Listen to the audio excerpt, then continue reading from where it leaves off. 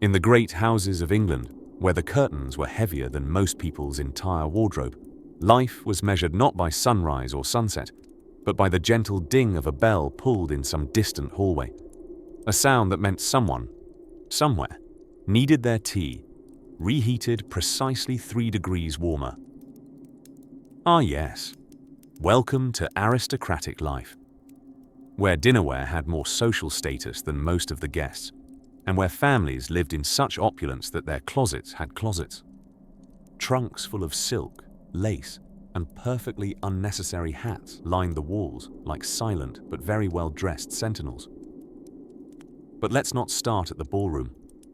Let's begin, quietly, where the boots lived.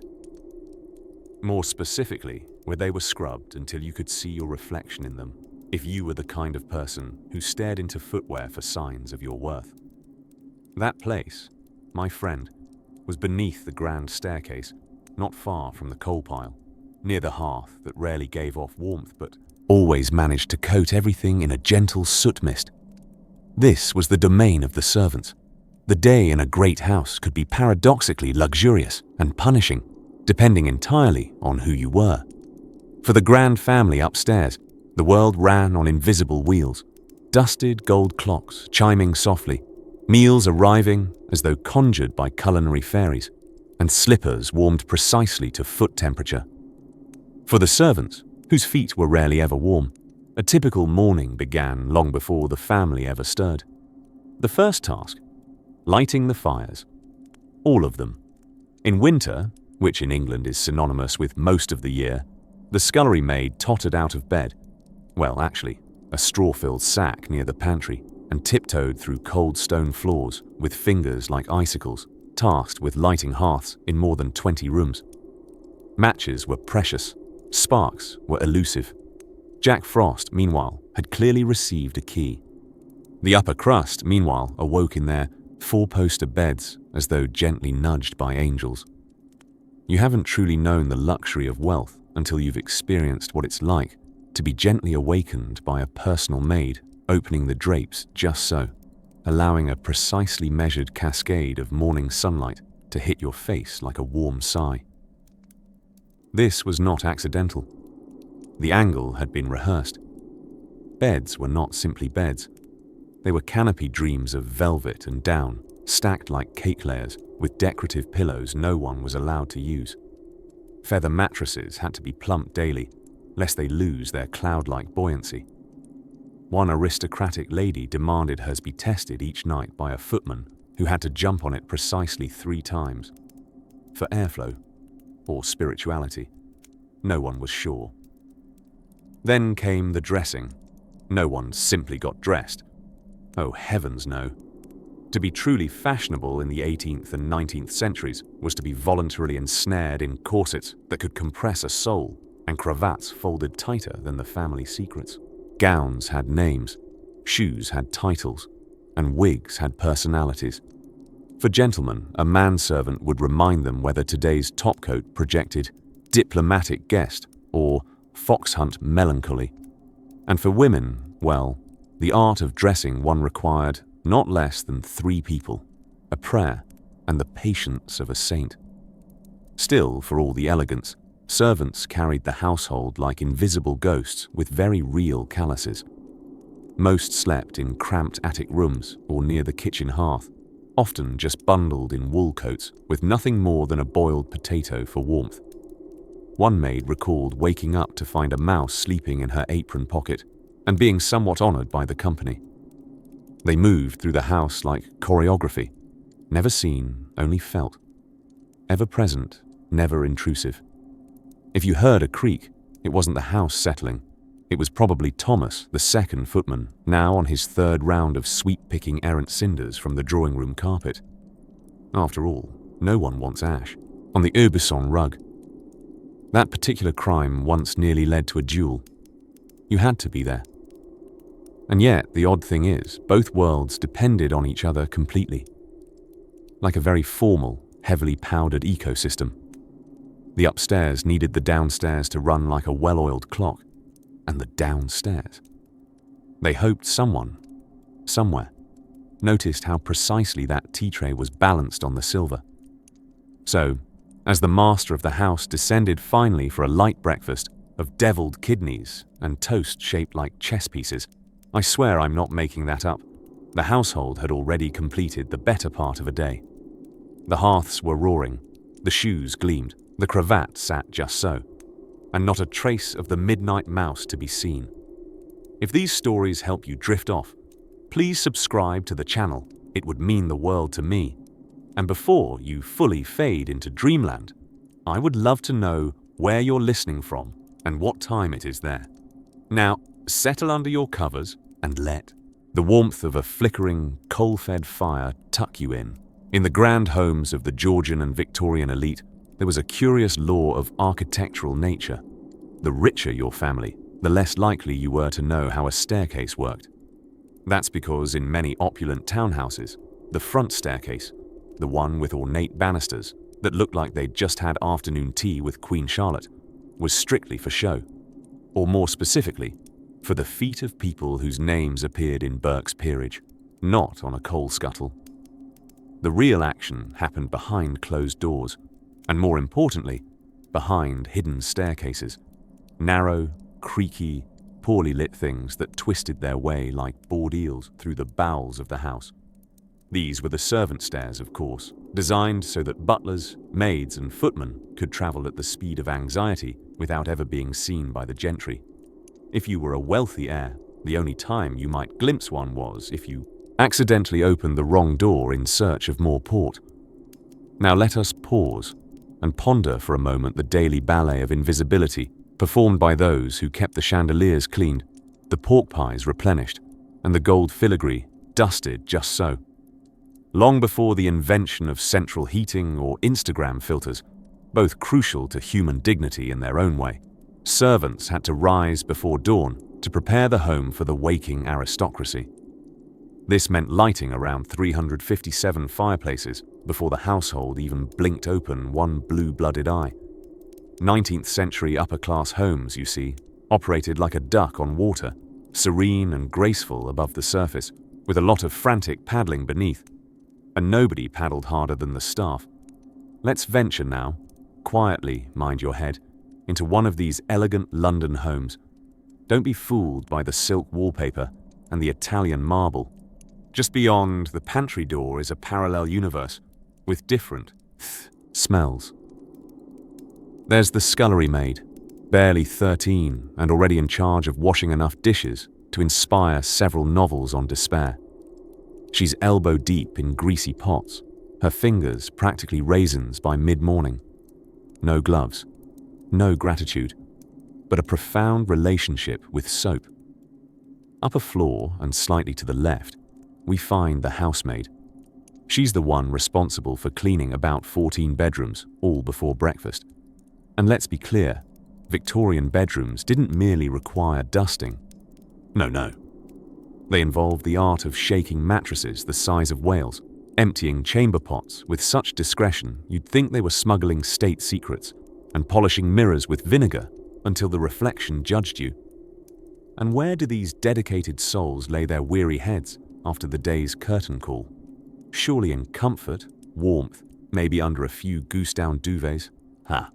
Servants in grand houses often slept in places that made broom closets look aspirational.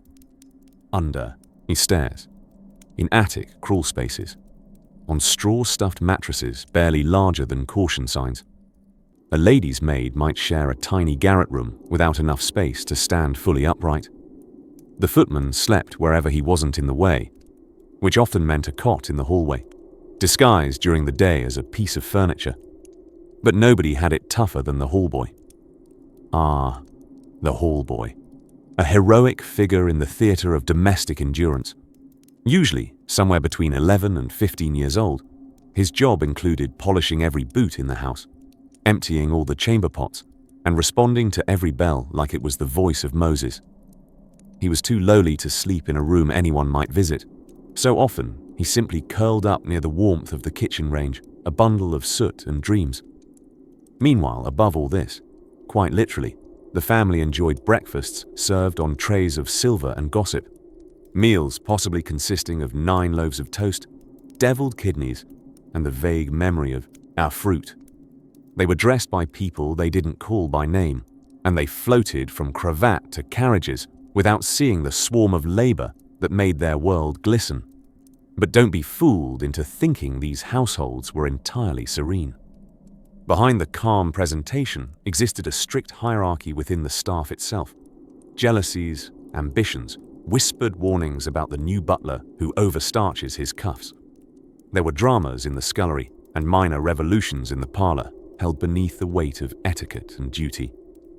And in the cool hush of the night, after the gentry had retired to their feathered dreams, and the last hearth had softened to embers, a darker, quieter world of stolen naps and private hopes drifted through the servant corridors. A world where silence was golden, but sleep was just something borrowed.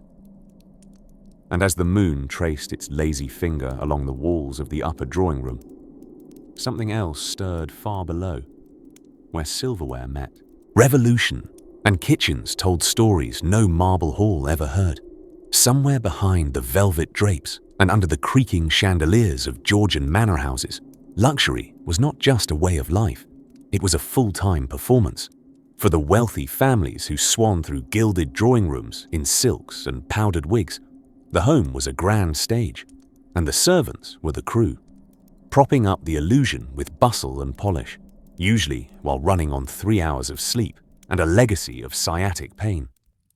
Imagine waking each morning in a 4-poster bed, so grand it had its own curtains, like a tiny theatre where the act of getting out of bed needed dramatic flair. Before breakfast, the first one, that is, the lady of the house would be assisted by a lady's maid into something called a morning dress. Not to be confused with the afternoon promenade ensemble or the deeply significant gown for sitting very still in a portrait. Clothes were more like schedule, appointments than personal choices. For the elite, changing outfits wasn't a matter of taste, it was practically a time zone. Meanwhile, below stairs or tucked into corners, no one noticed, often literal cupboards under staircases. And yes, that's not just for wizards. Servants were already deep in their day, which began, usually, before it was even day. If you were a housemaid, you'd have to rise around 4:30 a.m. to light all the fireplaces. And if you're picturing a quaint little matchstick moment, think again. We're talking dozens of hearths, each with a stubborn personality, like moody Victorian cats. These fireplaces were, quite literally, the central heating system of the time. If you skipped one, someone's bath might feel like a midwinter mountain stream, and that someone would probably write a cross letter to her sister about the deplorable maid who delivered shivers with her silence. Breakfast for the rich was a leisurely affair, served only after the zisal. House had been gently awakened, like a dozing opera diva. Tables were laid with such grandeur that the utensils alone could stage a coup. Sterling silver forks, egg spoons, because why wouldn't an egg need its own cutlery? Coffee pots, tea urns, jam pots, toast racks, and occasionally a footman standing so still he could have been mistaken for furniture. For the head of the household, usually a lord, sir, or military type who'd somehow earned the right to own 14 waistcoats and never do the dishes, breakfast was the warm-up round. Eggs, toast, smoked kippers, kidneys, porridge, strong tea, all to be eaten while perusing the newspaper and avoiding eye contact with his children. And yet, while the family dined like dukes, the servants often ate in shifts, if at all, in what was generously called the servants' hall, and ungenerously might have resembled the sort of place you'd be offered a single potato and a warning about ghosts. Their meals tended to be made of whatever was left over. A hearty stew of potato skins, bread crusts, and the dream of a carrot. The hierarchy below stairs was just as fierce, if not more, than the one above. The butler was king in his own right, keeper of the wine cellar, social referee of servant squabbles, and possessor of a voice so sonorous it might shush thunder. The housekeeper, powerful in her own temple of doilies and linens, could reduce a maid to tears with a raised eyebrow, and had the uncanny ability to detect a crumb from across a room. But of all the mysterious rituals of a well-heeled household, few were as peculiar or as oddly comedic as the art of being served. Take, for example, the bell pull system. Ah, yes. Every grand home had strings dangling in polite corners, ready to be tugged. Tug this dainty ribbon in the drawing room, and somewhere downstairs, a bell would ring and a servant would sprint, not walk, like a cross between a gazelle and a guilt-ridden but domesticated ghost. Some mansions had so many bells that each had its own tone, allowing butlers to identify which highborn inconvenience was in need. A bell with a double chime. Oh, that's Lady Eglantine needing her parasol. 2 short, 1 long. That's the library requesting brandy and a deep sigh. Servants' lives operated in such tightly wound, clockwork motion that they often came to know not just their employers' preferences, but their predictable little quirks. Lady Harriet, for instance, always forgot her lace gloves before a visit, and Sir Reginald liked his afternoon tea, the temperature of lukewarm vengeance. And lest you think these splendid rituals ended at dusk, let me invite you into the candlelit stretch after supper, a time of operas, fainting couches, and pianofortes played just loudly enough to discourage awkward conversation. When perfumed guests mingled in salons debating poetry, servants silently lit candelabra after candelabra, replacing them before the wax could offend. He'd be someone's mood. As night settled across parquet floors and rustling tapestries, the rich retreated to bedchambers padded with layers of luxury. Silk sheets, embroidered coverlets, feather mattresses, while just down the corridor or a floor or two below, a chambermaid curled up on a thin pallet or rolled shawl, keeping one eye open for the wash basin. But that, dear listener, is sleeping ahead of the story. First, we must open the heavy doors to dinner, a glittering stage of etiquette, eels in pastry, and the nervous art of using the correct fork in front of a duchess. Imagine the year is 1784. Somewhere in England, a grand estate glows like a candle on the countryside. Ashworth Hall, or some equally over-elaborate name involving hedges, hyphens, and inherited guilt. The master of the house is Lord Percival Tappington Wren, a man so devoted to powdered wigs, he insists on one for his dog. Inside this gilded mansion, marble dust dances through moonlit corridors, glinting off silk, wallpaper, and emotionally supporting tapestries. Now you might assume this stately wonderland was a haven of comfort and dignity, but only if you were one of the people whose name was stitched onto the towels. For everyone else, the footmen, scullery maids, and laundry drudges, it was more Downton Abbey meets twisted IKEA obstacle course. Take the matter of sleeping arrangements. If you were staff, your rank in the house wasn't just about how close you got to touch the silverware. It also dictated where you got to collapse for a few hours of deeply supervised unconsciousness. Valets and ladies' maids had it decent, by servant standards. A narrow cot in a freezing room nestled just near their employer's chamber. Think of it as a home office setup, if the office came with bells, drafty walls, and a miniature window that opened just wide enough to insult the outside world. Much lower down the pecking order slumbered the chambermaids. Their job included cleaning fireplaces, fetching hot coals, and getting yelled at in 18th century passive voice. Their beds, if you could call them that, often consisted of rolled cloth near the hearth, so they could rise before the frost did. Sometimes they were practically folded up with the furniture. If a guest asked, "What's this curious trunk in the corner?" the correct answer might have been, "Oh, that's Margaret. Say hello." The footmen, in their powdered calf muscle glory, fared slightly better. They were, after all, part decoration, part butler in training, and a full complement of posture. They slept in bare little attic rooms, charming, if you like, slanted ceilings, and an aggressive lack of insulation. More than one footman went to bed in July and woke up in November with early signs of polar exploration. And then there were the kitchen maids, poor, flour-covered souls who, by the end of each day, were about 40% pie crust. These maids worked in infernal kitchens that stayed hotter than a blacksmith's sauna. Though you'd think heat might lead to cozy sleeping arrangements, irony had other plans. Many of them tucked themselves into corners on the kitchen floor, curled like hibernating hedgehogs, but without the PR team. Their pillows were sometimes sacks of flour, until those sacks were needed for biscuits, at which point dreams of comfort vanished like unsupervised buns. The long-accepted rationale for these hard floors and stony crannies was simple: proximity. A good servant should be always near, never seen, and preferably awake. If Lady Agatha needed tea at 3 a.m. because her dreams had been slightly off color, someone had better be within earshot, if not already holding the kettle. But here's where things take an oddly poetic twist. Despite the endless chores and oxygen-deprived mattress options, many servants developed elaborate systems of hospitality among themselves. Codified pillow lending, heat-sharing alliances, underground snack trades involving leftover meats smuggled in apron pockets. Even lullabies, whispered to one another beneath the crackle of embers and the occasional sound of a rat doing something ambitious.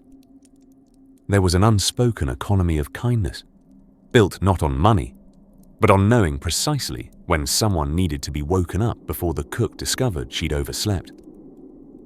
Of course, none of this was visible to the lords and ladies, who believed the house simply operated on butler magic, an unseen force of punctual breakfast and self-cleaning chamber pots. And in a way, maybe it did. Perhaps the true sorcery lay in the invisible networks, the nightly friendships forged under low beams and behind swinging kitchen doors. While glittering salons lit up with gossip and orchestras, under the floorboards, a second world stirred quietly, making it all possible on nothing but stale bread, soot, and sheer resilience. Now let's drift gently toward another room, a place where wealth wasn't just flaunted in ball, gowns, or tea services with 12 spoons, but in the curious, competitive world of heirlooms. Some big, some shiny, some hopelessly cursed. If you happen to waft through the creaking doors of a wealthy townhome in 18th century London, or a stately manor in country France, or even an Italian palazzo with too many chairs and not enough people to sit in them, you might notice something right away. Everything was far too polished, and yet no one seemed to be doing the polishing. Chandeliers gleamed with the smugness of crystal that's been dusted hourly. Silver glinted from mantelpieces like small trophies won in the Great War against tarnish. And the silk upholstery on armchairs was so pristine, it dared you to sit down. But look a little more closely. Perhaps peer through the wrong door in a hallway you're not supposed to know about, and you might stumble upon the secret machine humming away behind all this elegance. The servants. Not that you'd see them, necessarily. That was sort of the point. In polite society, the ideal servant was efficient, invisible, and preferably capable of walking up 4 flights of servant stairs while carrying a full porcelain breakfast set and a tray of orange slices without making a sound.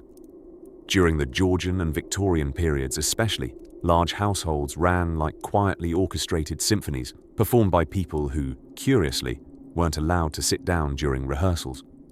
Servants rose before sunrise to light fires, fetch water, and begin a day of endless scrubbing, dusting, and being wildly underpaid, all while wearing uniforms that looked like a cross between a waistcoat and a funeral. Their sleeping quarters. Oh, you mean the wooden shelf just above the coal bins? While the family of the house snuggled into goose-feather mattresses imported from France, embroidered, of course, with family crests or something equally unnecessary, their footmen and maids were often relegated to drafty attics, chilly kitchens, or the infamous servants' hall, which sounded fancy until you realized it was essentially the break room from which no breaks emerged. Beds were optional. Comfort was theoretical. Many slept on straw-stuffed pallets, or simple cots that folded up like a bad mood. Some, particularly the lowest in rank, simply found a square of floor near the stove and called it a night. And if you were a scullery maid, arguably the poorest soul in the hierarchy, you might fall asleep curled up beside the sink, soot-smudged and still smelling faintly of parsnips. Yet this hierarchy extended beyond hardship. Within the servant class, there were layers. Entire stratas of stair cleaners, tea bringers, and gentlemen's gentlemen, who were really just polite babysitters for grown men who never learned to fold their own trousers. The butler, for instance, ranked highest among male staff, and often regarded himself as part diplomat, part secret agent. He held the household keys, monitored the wine cellar for quality control, and knew everyone's secrets, including, very likely, what happened to that missing sapphire brooch in 1811, even if he never said a word. For the women, the housekeeper ruled the roost, often a lady of stern bun and sharper opinions. She managed the female staff with an iron feather duster, kept account books that balanced like tightropes, and occasionally threw a disapproving glance strong enough to curdle cream. Despite the rigid system, there were peculiar little sparks of humanity nestled within the rigor. A footman might sneak an extra roll from supper, or a housemaid might pause by a ballroom doorway, just briefly, to watch the chandelier light flicker across marble and imagine herself in silk instead of starch. Even the family cat, who contributed nothing to the operation except an aristocratic yawn from its cushion, often received more leisure time than most servants gathered in a month. Still, there's a peculiar grace in how these overlooked lives sustained the pomp and poetry of noble living. The clockwork perfection of a well-run household required elbow grease, precisely folded cravats, and the mutual, unspoken agreement that rich people simply could not be trusted to make their own tea. And so, as the lady of the house fluttered her fan in a candle-lit drawing room, and a distant uncle fell asleep gently into his brandy, someone else, unseen but ever essential, was quietly tucking cleaning rags beneath a floorboard and finding a soft spot of rug by the hearth for 3 short hours of slumber. Because dawn's tea trays wait for no man, and certainly not the Earl of Wimlington, who's been known to grow irritable when his toast is more than 37 seconds late. Now, as the hearth embers sigh into their last glow and the silhouettes of candelabras stretch long across the walls, let us tiptoe softly into the kitchen, where the mysteries of butter, bread, and breakfast begin to stir. If you were to drift back in time, softly, like a falling feather landing on a velvet footstool, you might find yourself inside a Georgian manor at the turn of the 19th century. A world of polished mahogany, candlelit corridors, and ladylike coughs muffled politely behind lace gloves. But let us not concern ourselves with the parlor, the drawing room, nor even the breakfast rooms that weren't actually for eating breakfast, but for being seen pretending to have already eaten breakfast. No, tonight we tiptoe downward, down the narrow servant stair, around the worn stone corner where the upper classes never glanced, lest they accidentally glimpse responsibility. Tonight, we glance at the servants' quarters, or rather, in some cases, the lack thereof.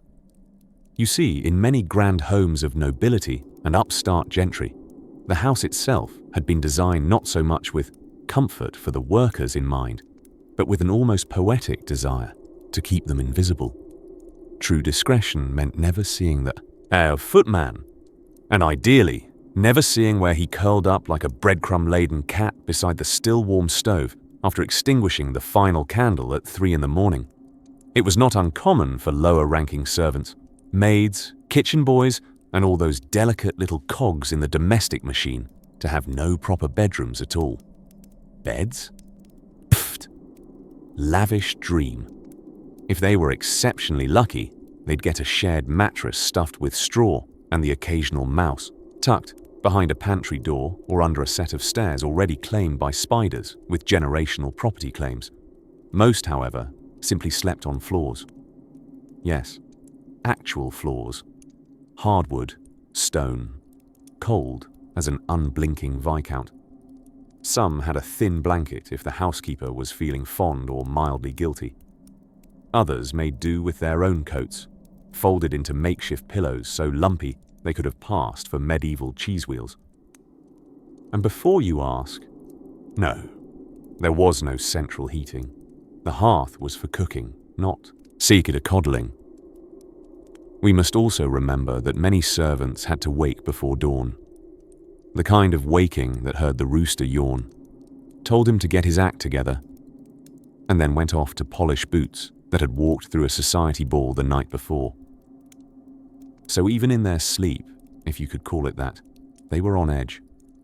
They'd learned the delicate art of half napping, half listening, like squirrels with laundry schedules. And now for a dreamy little detail. When servants did share a mattress, typically 3 to 5 to a bed, a human lasagna of exhaustion, it was customary for them to sleep alternating directions. Head, feet, head, feet. Why? To economize space and, one imagines, to avoid the crushing emotional intimacy of sleeping face to face with your colleague, whose breath smells vaguely of candied turnips and resentment. Besides, if someone snored with their feet, well, at least it was easier to ignore.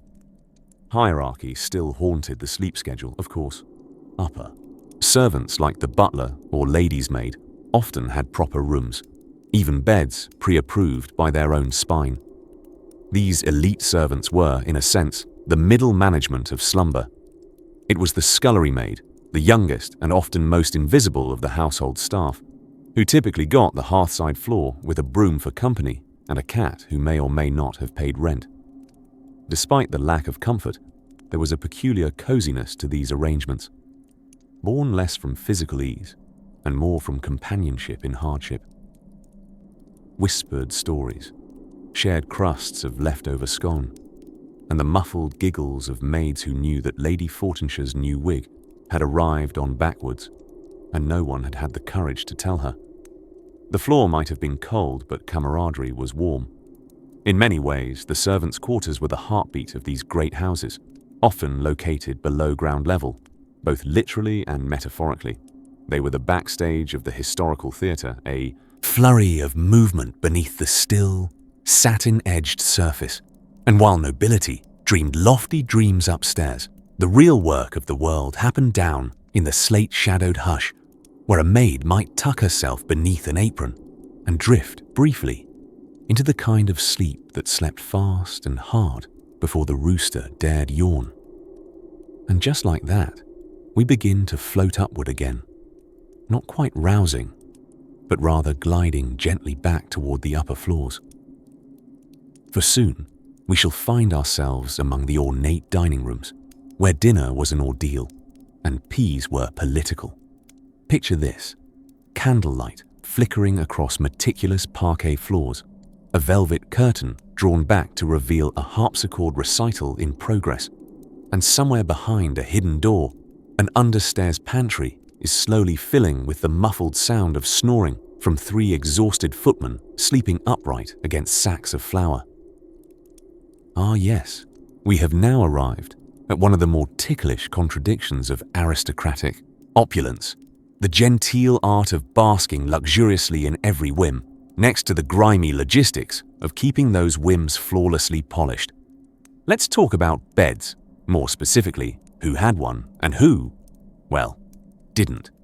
In the grand manors of 18th century Britain, a well-to-do family might possess beds so intricately canopied they resembled wedding cakes, with hand-carved posts and embroidered hangings, designed not to keep anyone modest, but rather to impress anyone snooping during impromptu tours. These were not mere beds. They were status platforms with mattresses stuffed with goose down, draped with imported silk, and sometimes, inexplicably, too high to mount without a personal stepladder. But as the lady of the house fluffed her pillows and warmed her feet on an inherited spaniel, someone else was tiptoeing past candle-guttering corridors, trying not to wake the copper pans, and looking for a corner, any corner, in which to collapse. You see, while entire rooms were dedicated to sleeping in luxury upstairs, whole species of servant downstairs existed in what one might generously call a state of transitory slumber. This was the age before we invented employee rights, but just after we'd invented yeast rolls, so it was a chaotic time. The housemaids often shared attic crawl spaces, low-ceilinged and drafty, with mice as frequent cohabitants and scratches in the beams marking birthdays gone by, like tally marks in a polite prison. But the real sleep acrobats? That would be the footman and coachman. Footmen, the handsome decoration of every Georgian hallway, seriously, there were style guides for them, were expected to look fresh enough to deliver dishes or letters without ever letting on they hadn't seen a mattress since Christmas. Many slept in chairs, curled like embroidery hooks in sculleries or storage rooms, or on hastily unrolled blankets in butlers' pantries, where the proximity to silver gave them both a sense of responsibility and a faint chance of theft. Coachmen frequently stayed in the stables with the horses, which sounds charming until you consider the temperatures, the smells, and the unintended risk of waking face to face with an indignant mare. Still, this arrangement had its perks. If you were lucky, the stables were warmer than the attics, and horses were less chatty-cathy than certain housemaids. Now, not every rich house was a Dickensian sleep deprivation experiment. Some offered servants small rooms, called closets, tucked near the family's more frequented quarters. These were not closets in the modern walk-in shoe enclosure sense. No, these were more like sleeping cupboards. If your legs were particularly long, you had to choose knees or a pillow. And yet, despite the backaches and broom closet pillow fights, there existed an unspoken pride among household staff. Serving in a wealthy home, particularly one seen as fashionable, was like being cast in London's longest-running silent opera about nap denial. But it looked good on a reference. For the elite, comfort was an art. For the staff, discomfort was the brushstroke beneath the masterpiece. And let us not forget the nightly rituals. In some homes, footmen would iron the lord's bedsheets moments before sleep, ensuring their master entered a squarish cloud of warmth. Meanwhile, his valet stood ready with a heated chocolate or the family brandy. Meanwhile still, someone, let's imagine our exhausted pantry footman again, tried to fashion a pillow out of an apron and dared to dream, just for 5 hours. It's strange, isn't it, that the very hands folding the sheets seldom got to unfold their own. Sleep, in its most literal sense, was a social hierarchy, and in many rooms of the house, dreams were optional. The thing about luxury is that someone must stay awake long enough to make it look effortless. Let's tiptoe now towards another room, an unexpected one, where status was not always what it seemed, and rank had a way of unraveling over a teacup. Of all the precious things guarded in the vast halls of elite households, fine silver, endless paintings of long-faced ancestors, and secrets involving, let's be honest, a scandalous amount of sherry, perhaps none were more carefully curated than a truly magnificent dinner party. Think of it as the Victorian version of a reality show, all the drama, dressing up, and curt smiles, but with more lace and less public meltdown. Dinner in aristocratic society was less about nourishment and more about theatre, with a strict script no one dared deviate from. The grander the title, the more elaborate your evening repast. A duke didn't just sit down to meat and potatoes. Oh no, he descended like Caesar into his candlelit Colosseum, flanked by roaring fires, marble busts of people no one remembered, and footmen polished to a distracting gleam. Dinner began precisely when the lady of the house said so. Not when the food was ready, or when everyone had arrived, but when her mood aligned with her sense of punctuality-ish domination. Guests were kept in a drawing room beforehand where, if the family had taste, some string quartet was hired to render Beethoven at a volume that allowed for polite gossip about each other's inheritances. And then, like clockwork, or perhaps more accurately, like a clock reluctantly dragged by a butler wearing white gloves, they were summoned. The procession into the dining room was a delicate hierarchy of prestige. The guest of honor, often someone who recently bought a barony or married into one accidentally, was led in arm by the host or hostess, who kept smiling no matter what they actually thought of said guest. An invisible map of rank laid itself over the long, glittering table, and whichever poor soul was less interesting than the soup course got placed somewhere near the fern-encrusted fireplace. Ah, the table itself, a linen battlefield of conspicuous wealth. Napkins folded into napkin-folding origami competitions. Silver so polished the guests had no choice but to confront their own reflections as they chewed. There were enough forks present to make even Aristotle question the difference between salad and destiny. Of course, you, our gentle, weary listener, might be wondering who set all this up. The swans of servitude glided silently behind the scenes. Staff would begin the dinner setup long before guests arched an eyebrow in expectation. Table settings were measured with rulers. Yes, actual rulers. Each glass, each butter knife, obeyed a geometry so precise it could shame a Renaissance architect. And the candles, always real, always a fire hazard, were trimmed to equal heights because, heaven forbid, one should dare to burn at an independent pace. While the elite dined in corseted glory and discussed the latest scandal involving Lady Lennox and a suspiciously Italian sculptor, staff stood, for hours, poised with decanters, ready to refill someone's claret the moment a sip dared escape the rim. All the while, in the belly of the house, the kitchens roared with heat and panic. Victorian cooking was a sport requiring preparation, improvisation, and a mild disregard for food safety. Gelatin, for instance, was all the rage, and by all the rage, we mean they tried to put literally everything in aspic. Chicken in jelly, fish in jelly, jelly in jelly. Supper became a puzzle of how many things could be suspended mid-wobble. But here's the twist. The most elaborate dishes were often never eaten by the people who made them. A cook, often a woman who knew 18 ways to punish a potato, might spend 6 hours crafting an elaborate croquembouche only to watch it disappear upstairs without so much as a thank you or, what a glorious pyramid of sugared nonsense. The result was a kind of culinary heartbreak, like watching your child perform at a school play in a room you're not allowed to enter. Liveried footmen wandered the spaces between guests, moving like chess pieces trained in silent choreography. Speak, and you defend the rules. Deliver soup to the wrong person, and you might find yourself reassigned to polishing banisters until your hands turned into brass. And yet, despite the formality, mischief rarely went extinct. There were entire careers built on accidentally on purpose serving lukewarm custard to an unwelcome visitor, or subtly shuffling Baron Snorwell a second helping of jellyfish terrine, just for the thrill. By the end of supper, the aristocrats retired to more rooms furnished in the glamorous language of excess, while the servants cleared everything with a mixture of mechanical efficiency and quiet exhaustion. Another ridiculous evening closed behind heavy drapes and heavier expectations. But the night was not yet done.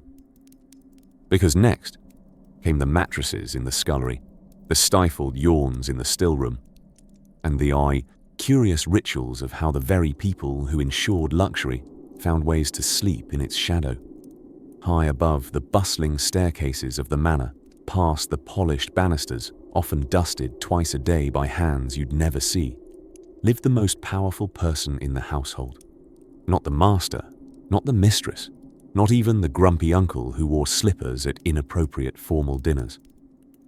No, the true monarch of domestic influence was the housekeeper.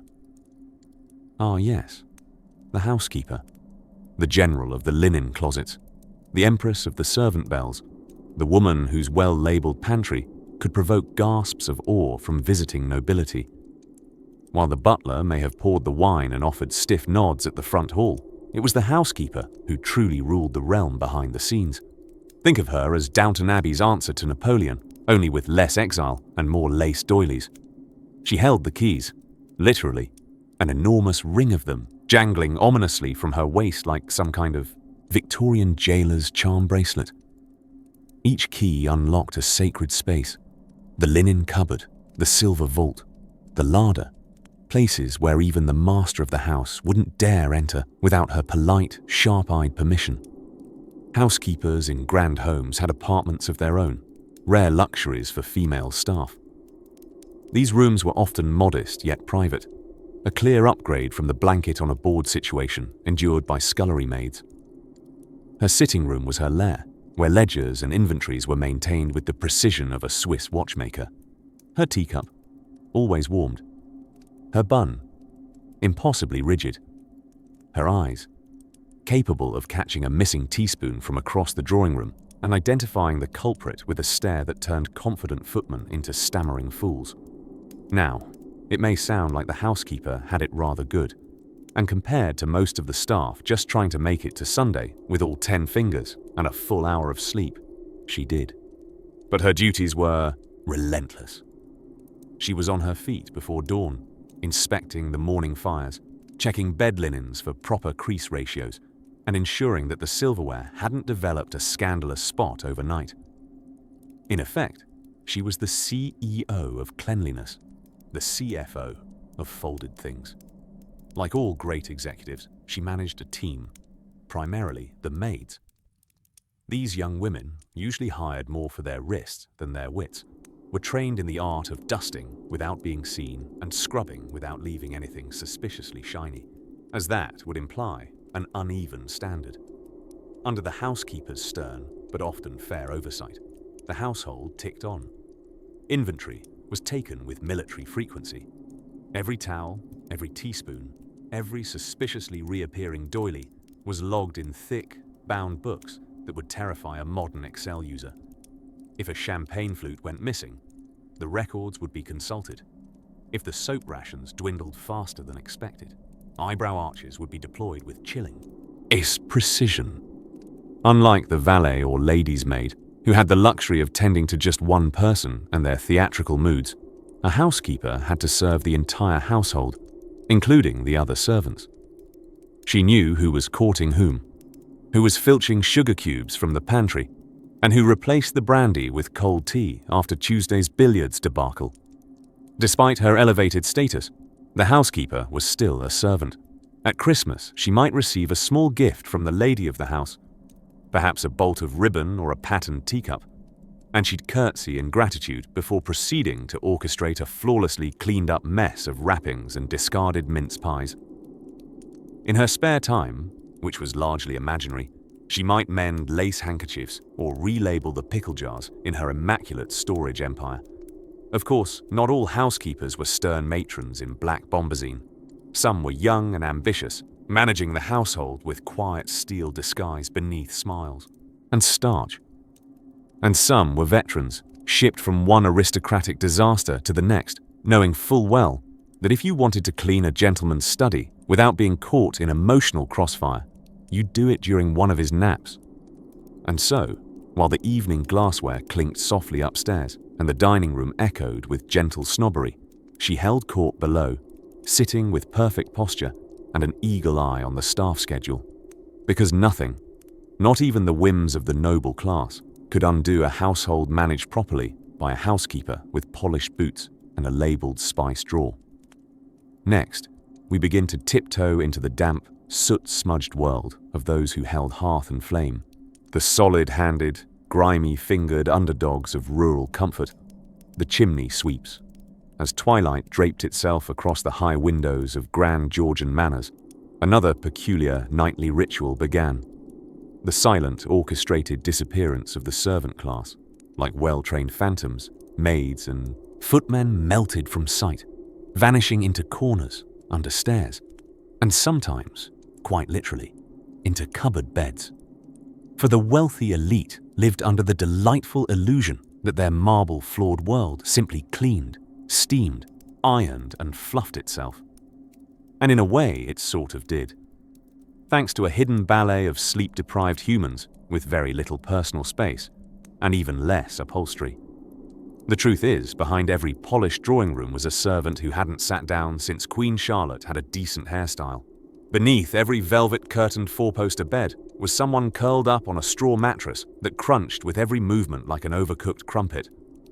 Servants, quite literally, settled into their corners long after their employers had drifted into dreams scented with rosewater and entitlement. Let's take the example of a Victorian townhouse, where the family might enjoy a dinner of roast pheasant, marrow pudding, and something apocalyptically gelatinous for dessert. After the last of the silver cloches were whisked away, and Lady Amelia tottered to the drawing room to bully the pianoforte into submission. The household staff still had several hours of work ahead. The fire had to be redressed, wax polished from the dining table, lace re-aerated, door knockers buffed to a wartime gleam, all in near silence, lest anyone dent the illusion that the chandeliers sparkled from divine grace. Now, where does one sleep when one doesn't exist? Architecturally speaking, the answer: wherever the floor was flattest and the gentry were least likely to notice. Maids often slept in the attic, though attic makes it sound architectural. More accurately, these were heat-sweltering nooks you could barely turn around in without knocking your elbow against a supporting beam or a mop named Geraldine. Furnished with a creaky bed, one coarse blanket, and perhaps a portrait of Queen Victoria staring disapprovingly, the maids' quarters weren't built for comfort but for quiet compliance. Footmen and hallboys were often luckier, or perhaps just too exhausted to tell the difference. Some had quarters in the basement, not far from the kitchen or scullery, where the warmth of boiling copper pots offered a kind of industrial coziness. Others slept under the grand stairs, the ones they weren't allowed to climb until every marble tile had been restored to a mirror finish. Then there were the live-in kitchen maids, the lowest rung in the domestic hallway of hierarchy.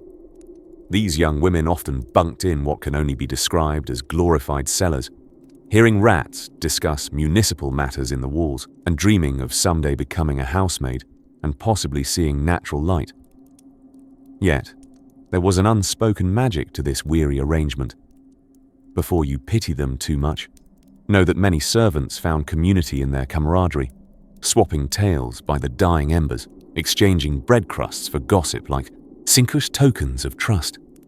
They forged friendships wrapped in homespun blankets and steady resentment for Lady Hortense's breakfast habits.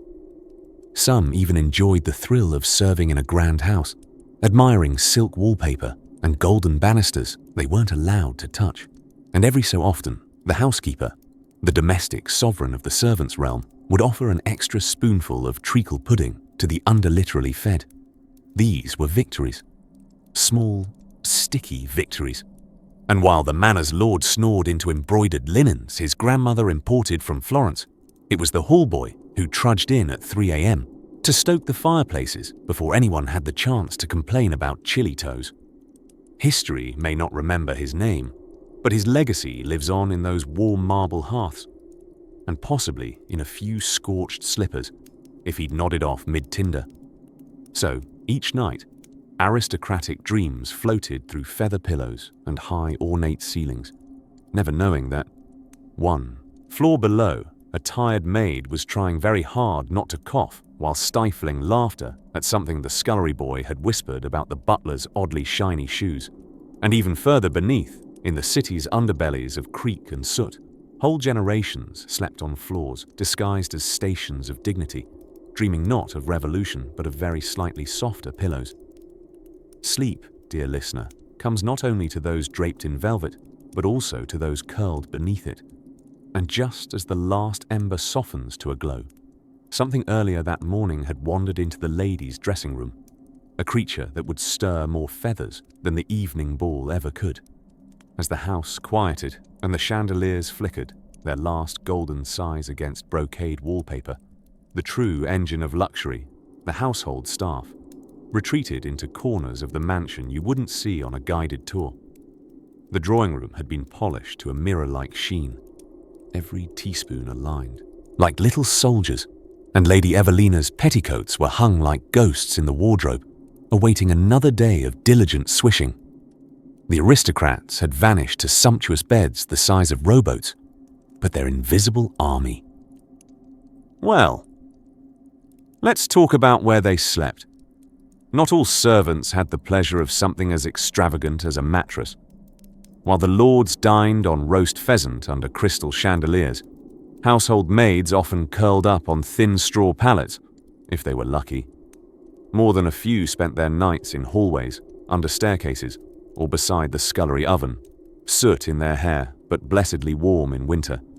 The aristocracy had plenty of space, mind you, but servant comfort was deemed entirely extraneous. After all, why waste a perfectly good feather bed on someone who didn't even own a cravat. In the grand houses of the 18th and 19th centuries, servants' quarters were as hidden and inconvenient as possible. Staircases used by staff were narrow and hidden, behind panels or tucked into the walls like architectural secrets. Doors leading to their areas were painted the same color as the walls, a method known as disappearing doors, because nothing said gracious living, like pretending your servants didn't exist unless summoned with a bell. Even the job titles had a hierarchy. The butler, so dignified, so polished, might have had a room with a small writing desk and his own key to the wine cellar, which was arguably more influential than keys to the house itself. The housekeeper, keeper of the linen, commander of dust, might have had a modest chamber overlooking the back drive, but the lower-ranking maids, footmen, and scullery types, they slept wherever they wouldn't be in the way come morning. In wealthier houses, some footmen shared chambers in the attic, a good floor or two above what anyone might consider habitable.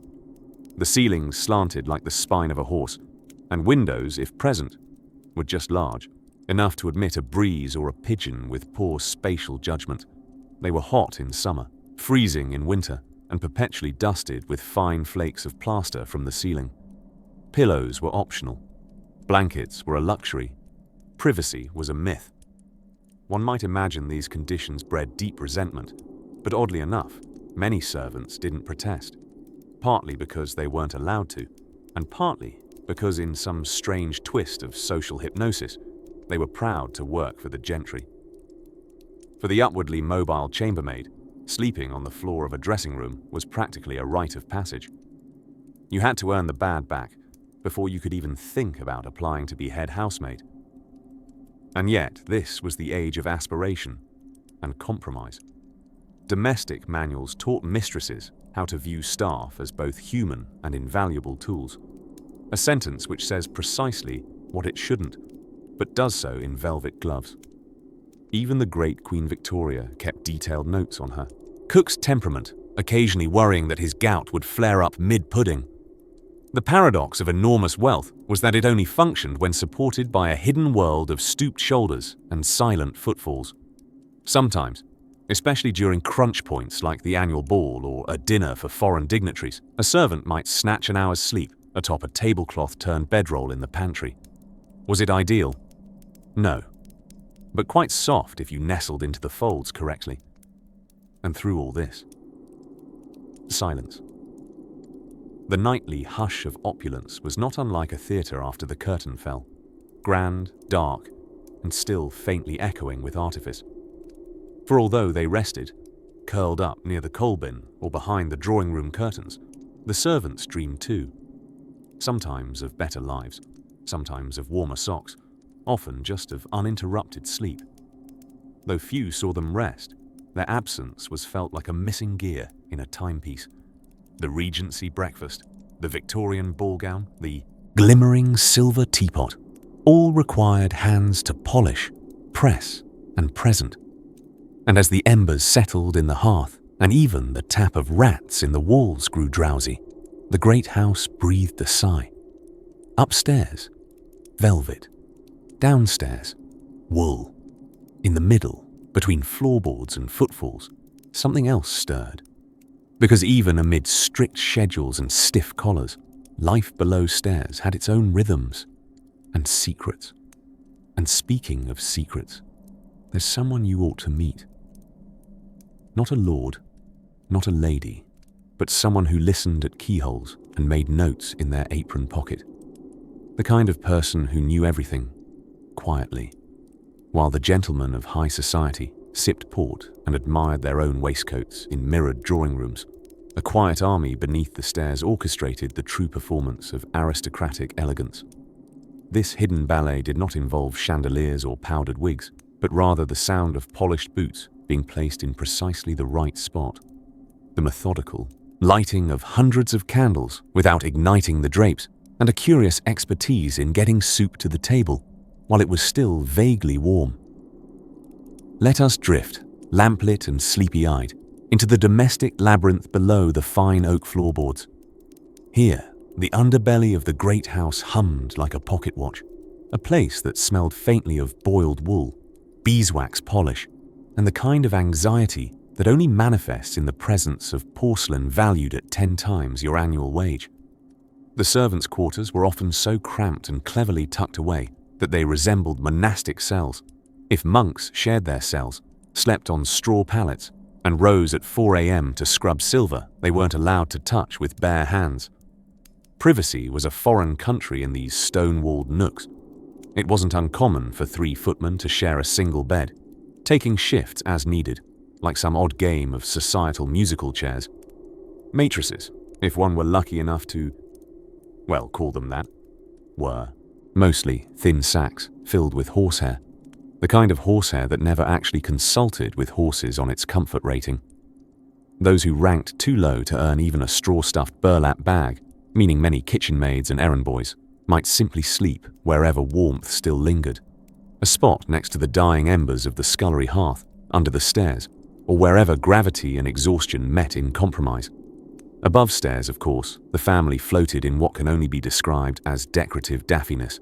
At the height of the Georgian and Victorian eras, a noblewoman might speak of fatigue from her hectic day, which consisted, if documented, of sitting for a portrait and rejecting a dozen suitors brought to tea, all while sipping from a bone china cup her maid had held precisely at the right angle to avoid lipstick smudges. Meanwhile, the maid in question hadn't slept in 2 nights and was currently wondering when exactly eating a boiled onion straight was classified as dinner. Meals were a performance. Breakfast for the lord and lady was simple enough, served on monogrammed plates and accompanied, of course, by the Times, laid out just so. But preparing it involved 6 people, 2 fires, and someone ringing a duck-feather duster at the paceably molasses speed, translated from angry French cookery. Saturday evenings were a sort of root vegetable Wagner opera, while elegant plates paraded upstairs amidst strings of cut-glass candelabras and awkward conversation about the colonies. The downstairs kitchen glowed with frantic energy. Hot pies, hot tempers, and the occasional argument between the cook and the butler about whether the cream should be hand-whipped or punished into submission with a birch whisk. Still, despite the brutal hours and back-breaking expectations, there was a kind of pride entwined in lacing a corset just right, folding a napkin with ecclesiastical precision, or mastering the silent sweep of a broom in the darkened hallway outside the study. These weren't just tasks. They were language, rank, belonging. The delicate power balance of the house rested on ritual.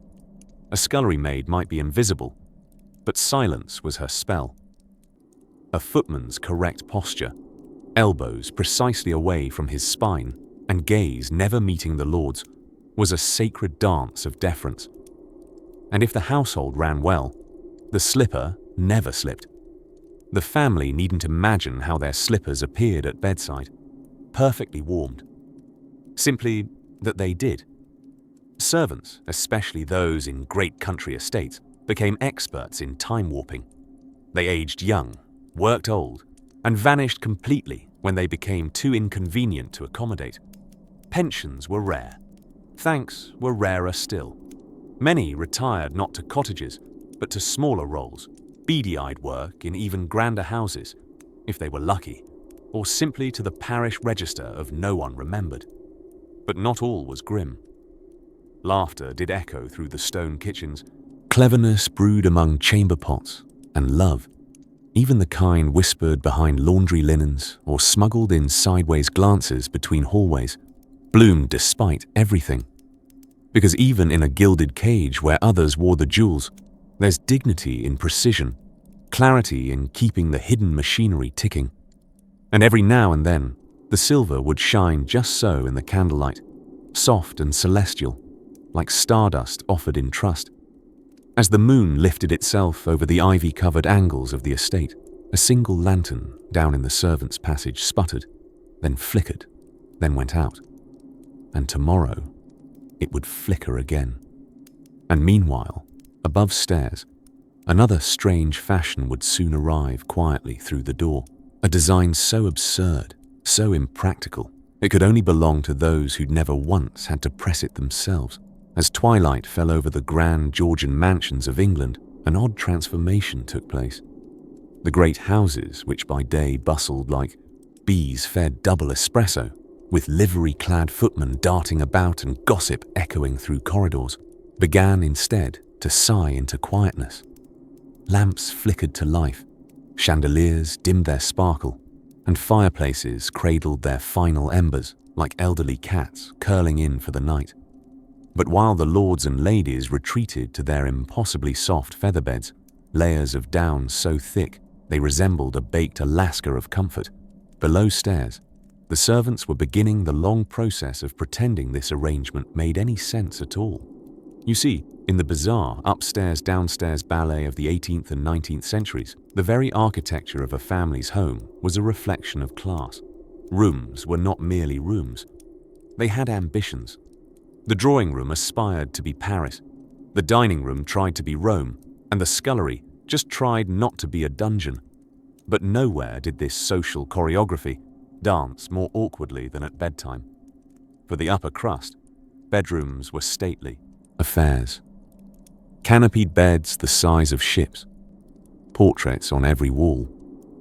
You know, just in case you wanted to fall asleep to the steely stare of your great-uncle Reginald, who'd fought in the Peninsular War and never once smiled. There were plush drapes drawn lovingly over windows by unseen hands, and bells at the bedside to summon whichever servant was nearest to vertical. But for the servants, yes. Well, for them, bedtime was a concept often best enjoyed from the floor. Literally. It wasn't unusual for maids to sleep in corridors, tucked neatly between the warming chamber and their mistress's bedroom door, often without even a cot, just a blanket and a prayer that the carpet wasn't woven from horsehair. If they were lucky, they might get a camp bed. If they were very lucky, it might not still reek of wax polish. Why on earth, you might wonder, would anyone assign someone to spend their sleeping hours adjacent to the foot of someone else's door? Because proximity was loyalty. A lady's maid wasn't just there to fluff hems and manage corset negotiations. She was a shadow, always ready. Should her mistress cry out in the night for water, a shawl, or possibly a better dream. And let us not forget the footman, tall, powdered of hair, and possibly allergic to napping upright. Many slept in unheated attics, so remote they felt more like bird sanctuaries than bedrooms. These tiny chambers were often accessible only by secret staircases. Tiny, spiraling things that resembled a corkscrew and were clearly designed either for mice or for delivering the posthumous wrath of an angry architect. Then there were the nursery maids, whose job was to look after children who, being children, kept mysterious, nocturnal schedules and regularly forgot the part about sleeping. The nursemaids had collapsible cots or daybeds next to nursery doors, and if they managed 4 hours of uninterrupted sleep, it was considered a national holiday. But perhaps the most quietly hilarious role of all belonged to the scullery maid, tasked with waking before everyone to stoke kitchen fires and scrub the breakfast pots. She also went to bed after everyone else. Her sleeping arrangements, likely a pile of rags in the corner of the scullery, rolled into something that vaguely suggested a nest. Insomniac chickens probably had it sweeter. Even in the stately palaces of nobility, the difference between sleeping well and sleeping where one collapsed was rather stark. In Kensington Palace, for instance, Queen Victoria's own servants were permitted to sleep in winding corridors, squeezed between columns and portraits, because apparently servants functioned just fine, curled up like stray dogs in Baroque hallways. Of course, there was an art to this nocturnal logic. After all, what good was aristocratic comfort if you weren't surrounded by people who gave up comfort so you could have more of it? These houses weren't merely symbols of wealth. They were machines of illusion. By making the mistress's lightest footsteps summon hot tea within seconds, the illusion of effortless luxury was maintained. And that illusion had to be paid for in something, usually spinal pain and chronic drafts. But despite the discomfort, the servants built their own sorts of rituals. They shared stories by candlelight, passed down gossip like sacred scrolls, and became experts in knowing whose snores meant asleep and whose meant still thinking about tomorrow's shoe polish. In this quiet underworld of labor, there was camaraderie, a fellowship forged of sleepless nights and creaky floorboards.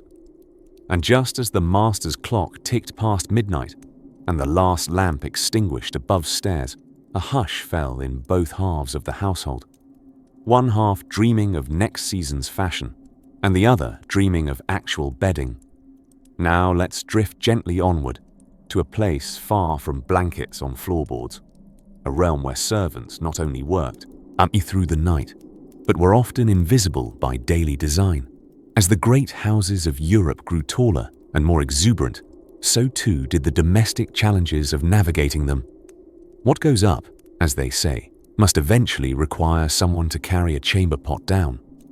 And that someone, more often than not, was a servant who hadn't quite drawn the short straw, because in those households, the straws were always equally short.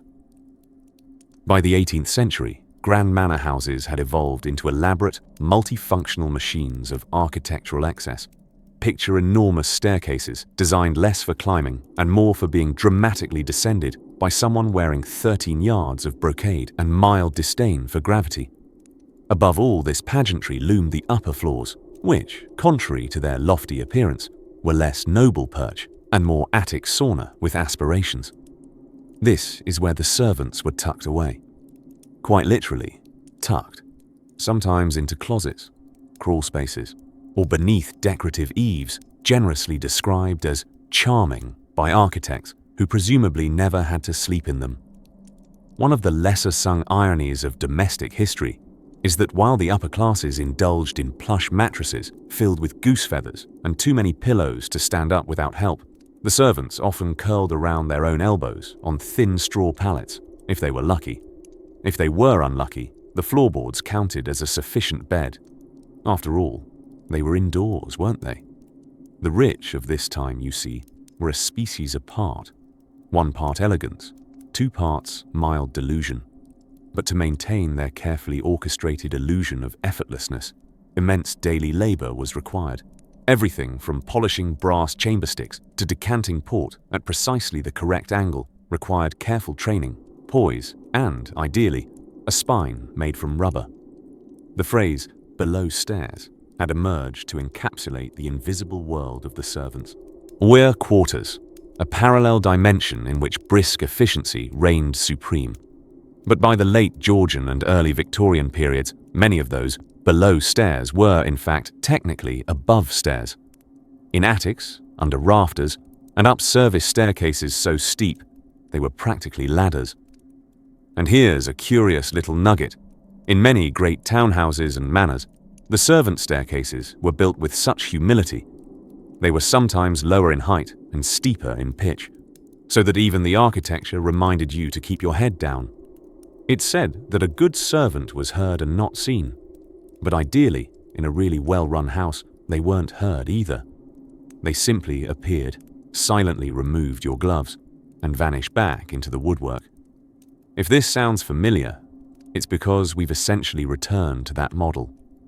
Only now we call it next-day delivery. But back then, the invisibility came at a steep cost. Most servant bedrooms weren't bedrooms at all, but converted storage rooms. Windowless spaces known ungraciously as garret rooms, where the walls sloped downward, forcing taller residents to stand sideways like committed mime artists. Their furniture consisted of the essentials: a cot, a small chest for worldly possessions, which usually consisted of a spare apron and perhaps an apple, and a single candle replaced sparingly. Fire hazards, you see, were reserved for the drawing room, where Lord Featherington would insist on reading under 16 gas lamps and a forest's worth of velvet drapery. Sleeping arrangements were rarely singular. 2 or more servants might share a room or even a bed, less out of affection, more out of logistics. After all, if your mattress is 6 inches off the floor and made of straw, you take warmth where you can find it. Yet, amid all this cramped and creaky austerity, camaraderie often flourished. Long days of scrubbing, polishing, and narrowly sidestepping the eccentricities of their employers, who might demand a new teacup because the old one had a ghost in it. bonded servants in ways that were oddly endearing. After all, nothing brings people together like mutual exhaustion. And so it was that in the wee hours after the masters had been tucked in with warm glassware and aristocratic size, the servants would retreat quietly upward, up the back stair, the creaky steps, the final turn of the attic corridor. They'd slip into their narrow bends of space, curl up with the comforting sounds of dripping roofs or pigeons fighting outside, and close their eyes, nodding off to the rustle of satin downstairs, and dreams of maybe, just maybe, one day having a room of their own with an actual door that closed properly. And while they drifted off in scratchy woolen shifts with the ache of 100 unthanked tasks in their bones, the household slumbered on, unaware of the vast, invisible ballet required to keep their silver polished and their illusions intact. As the night deepens over the stoveless bedrooms and secret passages, we turn the corner to another domestic curiosity, one not of where they slept, but how they dressed for bed, or more peculiarly, how they almost didn't dress at all. By the time evening shadows stretched long across the drawing room floors of a grand Georgian estate, the wealthy residents were just beginning their descent into leisure. Candles flickered to life, meticulously trimmed by footmen who, true to the period's priorities, were not permitted to let the wax dribble in unsightly fashion. The world of elegant oblivion was about to commence. In drawing rooms scented with beeswax and rosewater, the gentry poured themselves sherry, lamented overdue letters from cousins in Bath, and prepared to engage in the subtle blood sport of conversational one-upmanship. But while Lady Agatha adjusted her delicate fichu and Lord Terence swirled his Madeira with brooding intensity, as if contemplating the Empire's fate, though likely just remembering where he'd left his umbrella, another, less gilded world stirred behind the scenes. Down the back stairs, steep, narrow, designed less for elegance than for rapid, silent ascending and descending, clattered the real machinery of opulence, the servants. By this point in the evening, kitchen maids had survived the culinary chaos of supper preparation, grease-splotched aprons tied resolutely over petticoats that had seen better Tuesdays.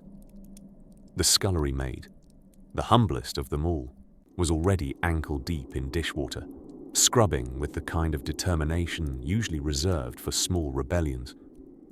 Upper servants, like the butler and housekeeper, drifted between these worlds, gliding with gentle authority through parquetred halls, ensuring smooth service and removing any evidence that the meat had briefly caught fire before arriving at table.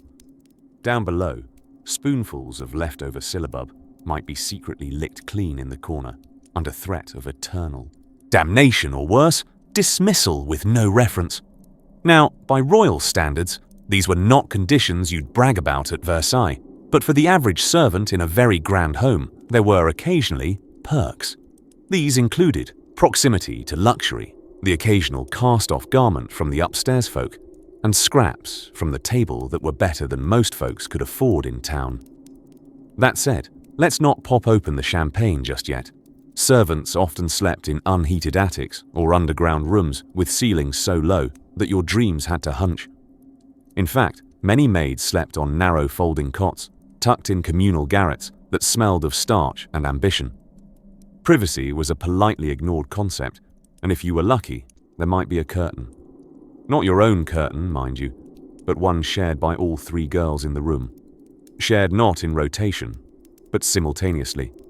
Valets and ladies' maids, the personal attendants to the family members, had slightly better accommodations, tiny rooms, occasionally with washstands, and a level of intimacy with their employer that skirted between loyalty, blackmail, and the knowledge of exactly how long it took a certain someone to lace a corset while still seething about a botched fox hunt. Let's not forget the night duties. The fires never lit themselves. Wealthy Britons, for all their talk of propriety, developed a curious dependence on having their bed warmed by another human hand, albeit one safely removed by the use of an iron warming pan and layers of logic-defying etiquette. Thus, a chambermaid might find herself making rounds each winter evening, warming the feather beds, just enough that Lady Agatha could sink into the sheets without ever suspecting the chill of reality. Meanwhile, in cellars and sculleries, the youngest footman might unfurl his blanket with more resignation than warmth, sleeping alongside broomsticks, pickles, or wherever there was floor space, unclaimed by the more senior house dwellers.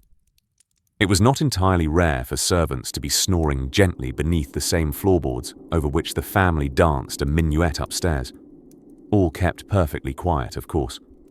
An unlicensed sneeze could result in termination, or worse, a lecture about comportment. But in those quietly humming underworlds, solidarity also blossomed. There were whispered jokes, shared bread crusts, and nicknames for the various guests of the house, spoken only when polishing their boots out of earshot. Mr. Grumbletoes, for instance, never noticed his shoes glowed especially brightly on mornings when his snuff-box had generously misfired into the hallway. There were little rebellions too. A teaspoon of jam pocketed, a slightly overfilled oil lamp in the master's study, as a favor to the maid tasked with reading stolen novels by its light, coded knocks between walls. These moments of quiet, domestic mischief stitched warmth into lives otherwise built around cold obedience. And as the manor slept, family nestled between fine linen sheets, servants curled under coarse wool tucked in cellar corners, the house itself exhaled a slow, creaky sigh. The night belonged to everyone and no one, except occasionally to a cat that refused to understand the hierarchy and claimed the butler's chair as its rightful throne. As dawn inched toward the edge of the sky, the house braced for another day of elegance above and elbow grease below. But before morning spills its light across velvet canopy beds and cracked kitchen flagstones alike, we must peek into a rather mysterious chamber upstairs, where luxury met paranoia with embroidered curtains and a guest list that never quite matched the ledgers. And now we arrive beneath the chandelier. Yes, that one with 300 curiously twinkling crystals, where the air smells faintly of beeswax polish and family secrets. It's evening in the manor, and while the lords and ladies digest their 9th course of roast, something or other, it's time to descend ever so gently into the candlelit world of letters, lutes, and very quiet rebellion. Let us examine the drawing room. This miraculous Victorian invention wasn't where anyone drew anything, really. It was more of a sitting room with enough rules to confuse a diplomat. For upper-crust families, it was a carefully curated stage where your choice of upholstery might be more telling than your choice of words. Think of it as the 1800s version of a filtered Instagram story, only with more antimacassars and fewer dogs in costumes. The lady of the household would receive guests here in the late afternoons. Tea was served, but make no mistake, this wasn't tea in the cozy, gossipy, let's talk about who didn't get invited to the garden party sense. No, this tea was orchestral. The silverware had to sing upon china, the pastries arranged with military precision, and the teacups always held with the kind of delicacy usually reserved for handling ancient scrolls. Raise your pinky wrong, and social doom could strike before the second sip. But let's move beyond the porcelain. Perhaps the drawing room's most misunderstood occupant was the piano. A lofty fixture of feminine accomplishment, it stood in the corner like a slightly judgmental relative. Daughters of the aristocracy were dispatched to their lessons with grim urgency. Their job? To appear musically gifted enough to charm a future husband with a nocturne, but not so gifted as to seem too clever. Heaven forbid one should play with feeling. And then there were the novels. Oh, the subtle scandal of them. Locked away behind decorative wood and glass, they stood proudly in parlor libraries, their spines embossed with gold. Austen, Dickens, and sometimes the racier stuff, like a Bronte, with its corset metaphor slightly askew. Reading, for well-to-do women, was encouraged in moderation. You could engage your brain, certainly, but best not awaken it too much. A woman who thought too deeply was complicated, and complications did not match the drapes. Of course, the drawing room also bore witness to courtship, the long, slow, near-geological process of becoming engaged. A gentleman caller might be invited to sit under the watchful eye of chaperones and overfed spaniels. Every glance mattered. Every word was measured. If someone mentioned the weather twice, it probably meant they were madly in love. Now, while all this was happening, the music, the reading, the prolonged stares, the servants were quietly erasing their own footprints just a room away. The parlour-maid ensured cushions were fluffed to regulation height.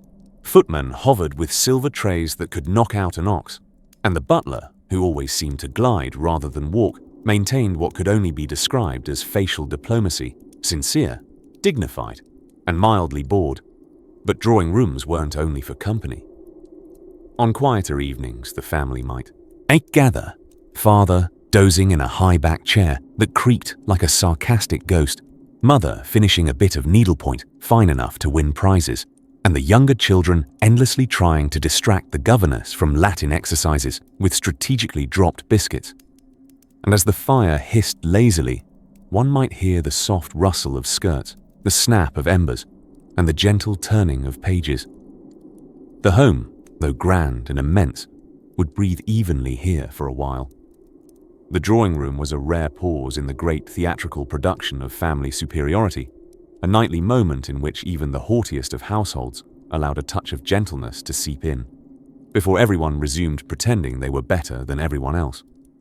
So tonight, as the moon lays its silver edge across those velvet curtains, and the last guest's carriage vanishes through the wrought iron gate, we'll quietly tiptoe out of the drawing room. The piano will fade to hush. The teacups will sigh into their saucers, and our candle will flicker like a sleepy wink. And elsewhere in this magnificent old house, just past the staircase with precisely 13 steps, a world of meticulous grooming and personal presentation awaits. Because next, we'll gently wander into the realm of dressing rooms, wigs, and truly terrifying corsets. In the still hush of candlelight and soft velvet shadows, as drafty stone corridors whispered secrets only mice remembered, the hallmark of a wealthy household wasn't merely its glittering chandeliers or its collection of suspiciously ancient urns.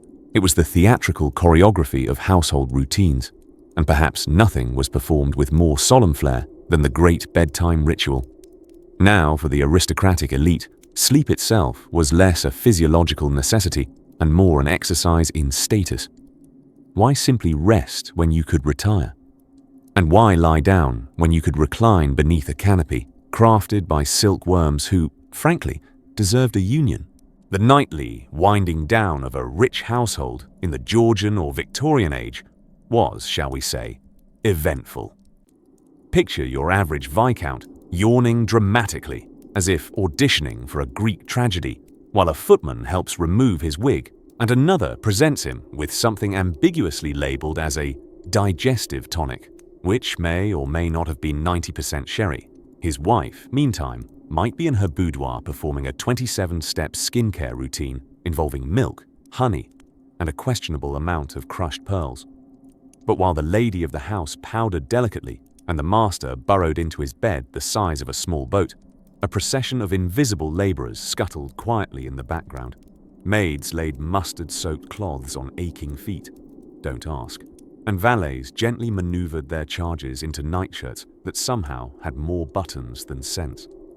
Then there was the warming pan, a sturdy brass disc on a long handle, filled with glowing coals and circulated fervently between the bed sheets, ideally not while someone was still in them. It warmed the mattress before the noble occupants sank into it, entirely unaware that the maid wielding it likely slept in a cupboard or on a sack of potatoes. In households of the particularly fashionable, the bed itself was more like a theatre set. Heavy drapery enclosed the frame like the wings of a stage, creating a small hot cave where privacy and ostentation met in thick damask. It was either deeply romantic or slightly claustrophobic. Peacocks may have been less decorative. Now let us gently glide to downstairs, where silence settled around the servant corridors, interrupted only by the groan of ancient floorboards and the creak of aching knees. The staff, after a long day of polishing, plucking, dusting, boiling, arranging, extinguishing, and being generally underappreciated, would finally collapse. But their version of sleep arrangements, far from performances. Many housemaids curled up beside the kitchen range for warmth, nestled between sacks of flour and stacks of copper pots. If they were lucky, they had a straw mattress. If unlucky, well, stone floors are said to be character building.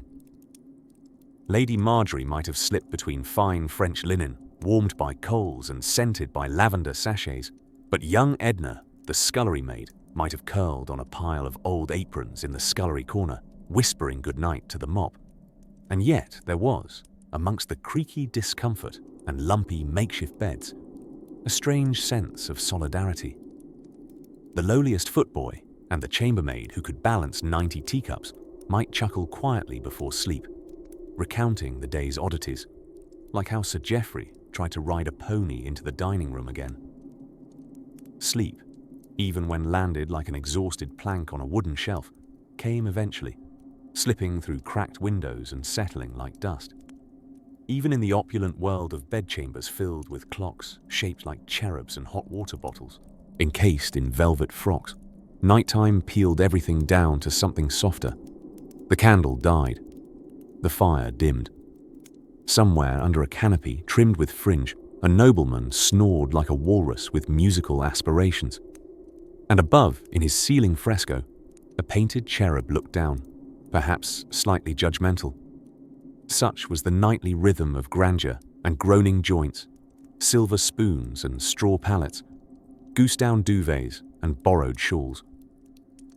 As hush fell across the estate and moonlight pooled quietly beneath the windows, it was just possible, just for a moment, to imagine the whole household asleep at once. Wealthy dreams drifting beside famished ones, all cradled in the same dark velvet of night.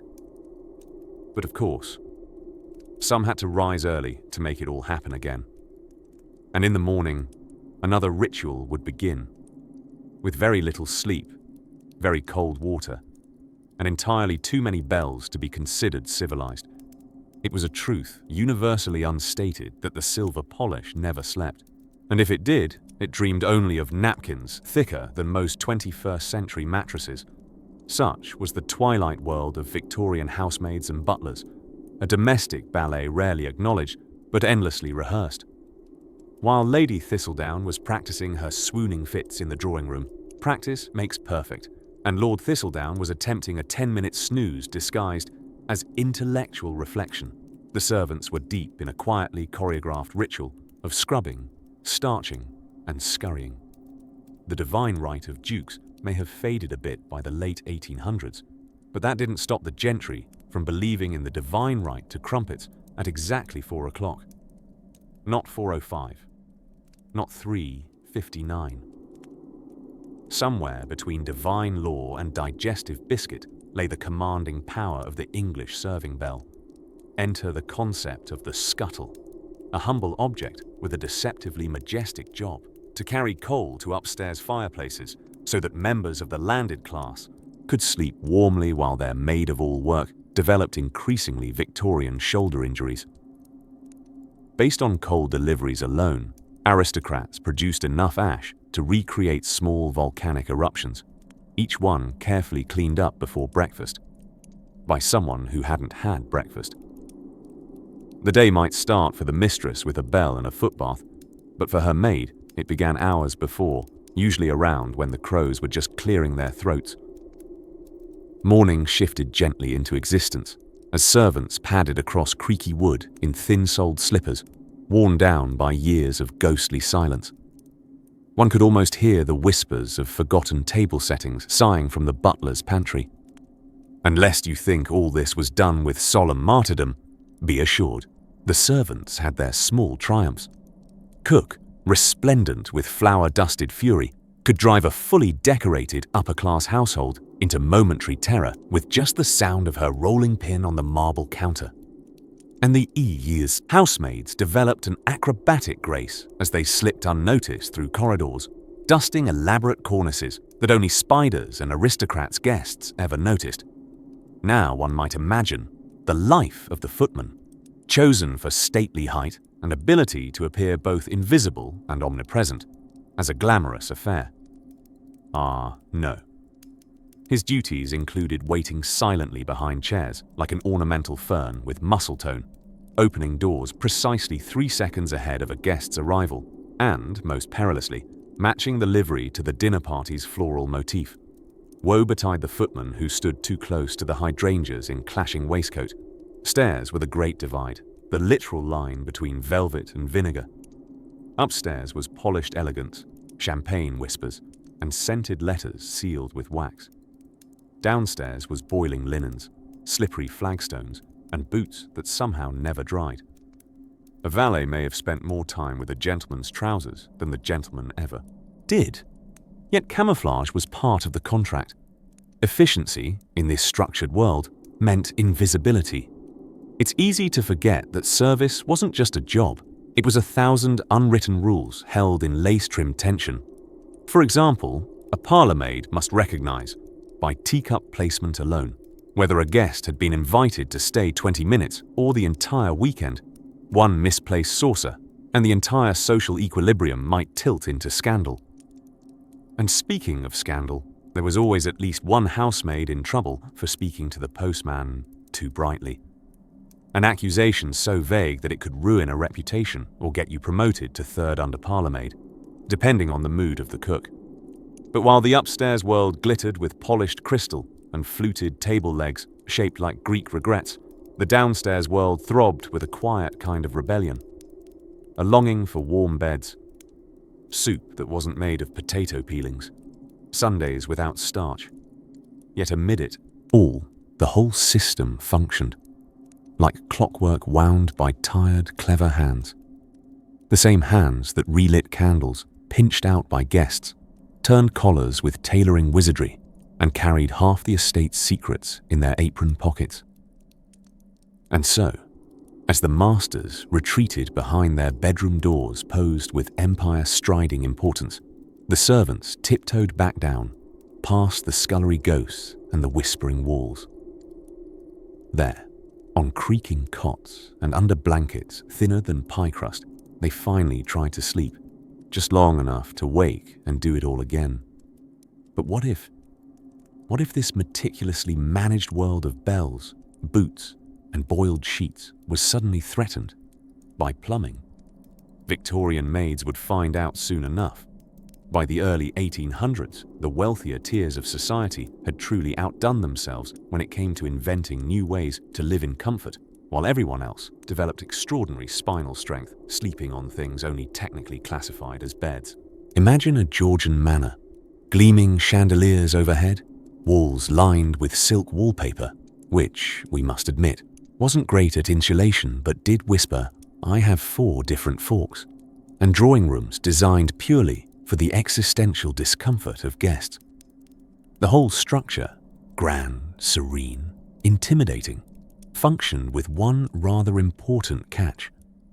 The entire household flowed like clockwork because someone else was winding it, barefoot, half asleep, and carrying a coal scuttle. Here's something delightfully absurd.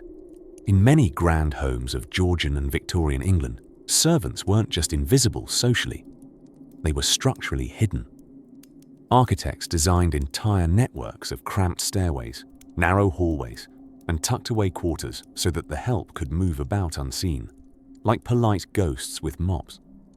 These passages were rarely heated, because warm corridors, apparently, were an unforgivable extravagance unless lined with portraits of one's ancestors, wearing uncomfortable wigs. Now, imagine waking before dawn, the stone floors cold enough to qualify as accidental ice skating practice, and going about the lord and lady's morning routine, lighting their fires, preparing tea, just hot enough to be acceptable, but not hot enough for them to remark upon, and dressing their room with the right light tensions of sunrise through a velvet curtain. There is a very specific amount of daylight that should hit an aristocrat's retinas. More than that, and the nation might collapse. Meanwhile, upstairs in the master suite, Lady Butterworth might be reclining against a tower of goose-down pillows, pondering lace samples, because apparently lace received a great deal of thought in 1811. Servants, having forged the fire, laid out the garments and fluffed each pillow with quiet reverence, finally retreated down spiraling backstairs into quarters no larger than a tea tray. Fascinatingly, it was not unusual for entire servant hallways to have lower ceilings than the main ones, functionally turning passage into a game of not quite concussion. Bedrooms for maids and footmen often had straw mattresses on wooden planks. And if your straw was dry and your corner only modestly drafty, you were faring pretty well. Chambermaids sometimes curled themselves like cats at the ends of beds in rooms they served, invisible and alert, ready to stoke midnight fires, change chamber pots, or answer bells that rang like the snobby whisper of doom. Rich households frequently employed a firm hierarchy of servants. You didn't just have a maid. You had a lady's maid, semi-trusted with secrets, a scullery maid, trusted with the dishes, not the secrets, a kitchen maid, trusted with neither but could make a fine aspic. The butler, of course, rode at the top of the domestic food chain, unless the house had a house steward, who would give the butler looks that said things like, "Ah, Jenkins, you've overshined the silver again." Dinner service, as the ultimate theatre of genteel wealth, required servant choreography so refined it could have been mistaken for a minuet. Footmen wore powdered wigs and liveried coats that cost more than a coal scuttle's lifetime earnings. A good footman stood straight and silent, eyes fixed somewhere roughly 5 inches above the roast. Too little presence and you were unmemorable. Too much, and you were theatrical. One must channel just enough dignity to silently hand someone asparagus with the solemn grace of a diplomatic envoy. And while the salads were being consumed upstairs with the intensity of burned-off ennui, downstairs, the kitchen crew stuffed themselves with whatever hadn't quite made the aesthetic cut. The division of food was absolutely literal. Meat for the master, gristle for the maid. One simply could not be expected to ladle fine gravy while also enjoying it. Bathing, another luxury, posed theatrical challenges of its own. A hip bath was dragged into the Iris drawing room because it was too cold anywhere else, filled with kettles of hot water and occasionally perfumed using things nature never intended to recreate, like civet. The lady would enjoy her ablutions while the maid winced behind a screen, holding a towel, no hotter than necessary, and just folded enough to not offend the lacework aesthetic of the moment. Even sleep took sides. While the family snoozed beneath eiderdown and embroidered canopies, their staff curled into corners of hallways under attic beams or tucked against the warmth of the kitchen range if they were lucky. And while soft snores echoed in velvet-draped chambers, down below, the gentle clink of washed silverware signaled the end of another day propping up a world not designed for them. But even as they drifted into haphazard slumber, forever at the whim of bells, fires, and linens that must not wrinkle, the unsung architects of noble comfort dreamt their own humble dreams. Perhaps of a night with nothing to polish, no mistress to dress, and an uninterrupted 8 hours beneath a ceiling that didn't creak. And just as the house exhaled into the silence of the midnight hour, something else stirred beneath the cobwebbed beams of the pantry. Another unwritten ritual of domestic life, one just beginning to flicker to life. We now find ourselves gliding down the hushed corridors of a grand townhouse in 18th century London, the kind where the wallpaper cost more than an average man's annual wage, and the drawing room was used mostly to impress neighbours named Bertram. Candlelight flickers softly, casting golden shadows across polished mahogany tables and floral damask upholstery. Somewhere between opulence and excess, the evening supper has ended, of course consisting of at least 9 courses, because apparently chewing was fashionable among the rich. Above the din of clinking porcelain and tipsy French toasts, another symphony stirred, quieter but steadfast. Feet. Many, feet. Padded, calloused, overworked feet, slipping through back staircases and narrow servant corridors, away from the shimmer of crystal chandeliers and toward unfinished duties in dimmer corners of the household. Ah, the post-dinner power shuffle. While Lady Cornelia adjusted her powdered wigs and discussed Voltaire with all the commitment of someone who hadn't read the book, the household staff were embarking on an Olympic-level cleanup routine involving hot water, elbow grease, and absolutely zero applause. Many of these homes employed a curious architectural hierarchy. Ever notice how the grandest rooms demand the least walking? Quite by design, of course. The upper gentry didn't walk if a pineapple-shaped sedan chair could carry them instead. The farther from the grand salon you went, the brisker the draft and the steeper the stairs. The servants' quarters, often tucked above kitchens or chipped into basements, functioned with the same elegance as a shoe closet crammed with people. Sleep arrangements were a topic no one at the dinner table would have dared to mention, not even after 4 glasses of claret and a 5th of scandal. The real bedrooms, the ones with velvet drapes and the occasional wandering French tapestry, belonged to the family. Servants, meanwhile, mastered the noble art of sleeping anywhere space obliged. Narrow cots under stairways, hay-stuffed mats in sculleries, or in many cases, the good old-fashioned wooden floor. Take, for instance, the humble chambermaid. She'd be up before her mistress stirred a lace-fringed eyelid, starting the fires in all 43 fireplaces. Most chambermaids at the time had a mattress no thicker than a generous pancake, and yet they still managed to get up with the quiet dignity of a buttered scone. No drama, no complaint. Though perhaps a little limping. Footmen, glorious in livery and perfectly symmetrical calves, were often quartered above the stables where the ammonia in the air doubled as a kind of natural alarm clock. Their beds, wooden frames, straw-filled sacks, and the comforting squeak of mice performing nightly acrobatics above. Proximity to horses, though, meant they were handy in a pinch if aristocratic guests got dramatic at midnight. Nothing cures hysteria like a footman who smells vaguely of hay and boiled oats. Now some higher-ranking servants, like the butler or housekeeper, did get modest rooms with real beds. Firm beds, certainly, but nonetheless a prize in the household hierarchy. The butler's room might have a writing desk, a locked cabinet of sherry, and a copy of the Times from 3 weeks prior. Meanwhile, the scullery maid would sleep beside the wash basins, inhaling soap vapors until she dreamed exclusively of laundry and sorrow. And then there was the infamous sleeping in shift routine. In bustling households, especially ones with round-the-clock needs and a fondness for overnight stew, servants often split duties into shifts, meaning beds were sometimes shared like relay batons. One maid got out, another fell in, ideally still warm. A sort of sleepy, silent, synchronized swimming, but on dry land. The irony, of course, is that while the rich dreamed of exotic travels and Turkish carpets, the servants had vivid, tangible dreams of not being needed for 6 consecutive hours. Or perhaps just a nap in the middle of the day. Utter decadence.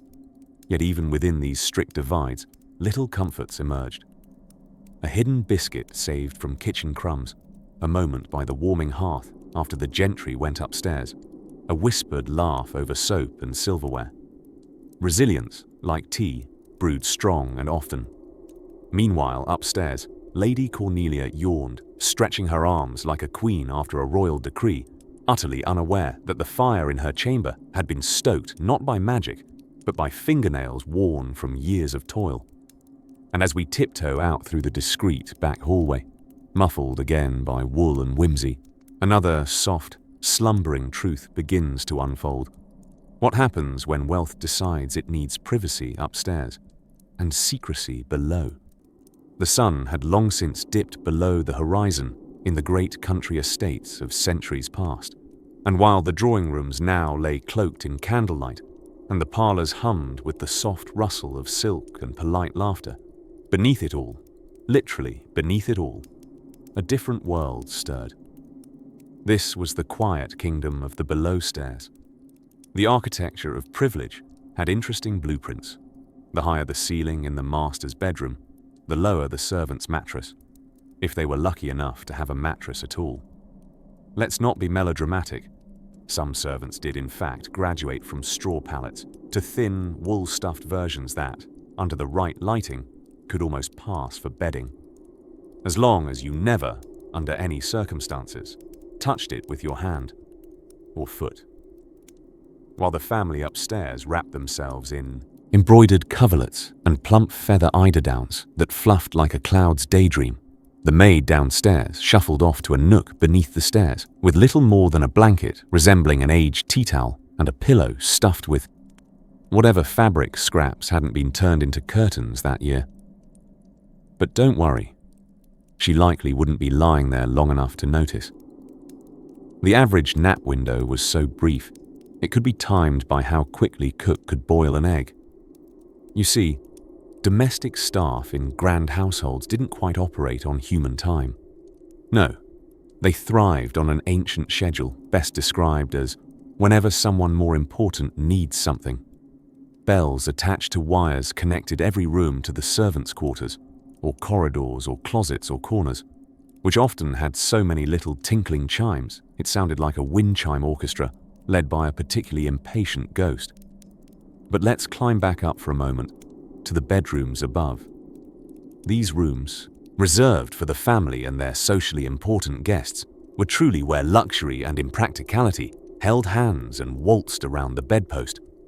Four-poster beds stood like canopied boats in a sea of Aubusson rugs, while the sheets were made from linen so fine it might have been woven by determined spiders wearing opera gloves. And for a long, noble Chateau-era stretch of time, it was not uncommon for the lady of the house to begin dressing for bed as dramatically as she had dressed for dinner, if not more so. Rouging cheeks before sleeping might seem odd to us, but 18th century fashion had very particular opinions, and bedtime couldn't be entered looking plain. After all, what if one dreamed impressively, and onlookers, who, ghosts, took notice? Meanwhile, the lady's maid nearby, half invisible and wholly ignored, delicately removed pins and unhooked layers of silk and brocade, while calculating how much sleep she could steal between this nightly routine and the early morning fire-lighting ritual. She might steal away to her sleep space, a shelf in a closet, a fold-down cot in the hallway, or in some cases, a slanted attic where even the mice walked with a limp from ducking too often. But pity not the servant too much. Even the nobility couldn't always escape nighttime inconveniences. Remember, this was before indoor plumbing had conquered the nation. Chamber pots, those porcelain trophies of necessity, waited discreetly under beds or behind screens, and it was someone's job, come dawn, to whisk them away and rinse them out. That someone rarely wore ruffles. There were, of course, stages of luxury. In certain Georgian and Victorian houses, the fight for ornate comfort reached operatic levels. Bed hangings weren't just for warmth or discretion, they were status items. The more drapery you had, the more impressive your sleep appeared. And appeared was important. One never knew when your cousin Lady Prudence might stop by to admire your scallop-edged pelmet and silently judge your taste in tassels. Still, amidst the silks and the sigh-worthy servant quarters, there existed a quiet choreography at nightfall. The creak of staircases, the soft click of doors, the hush of a footman's slipper against stone, it all formed a sleepy ballet, and at the center of it, an upstairs world floating on linen luxury, and a downstairs universe humming with deference and fatigue. The irony: many of the household's grandest beds were opened by servants who had little chance to sleep themselves. They fluffed pillows they would never use and stoked fires they wouldn't feel the warmth of. And yet, night after noble night, the ritual continued.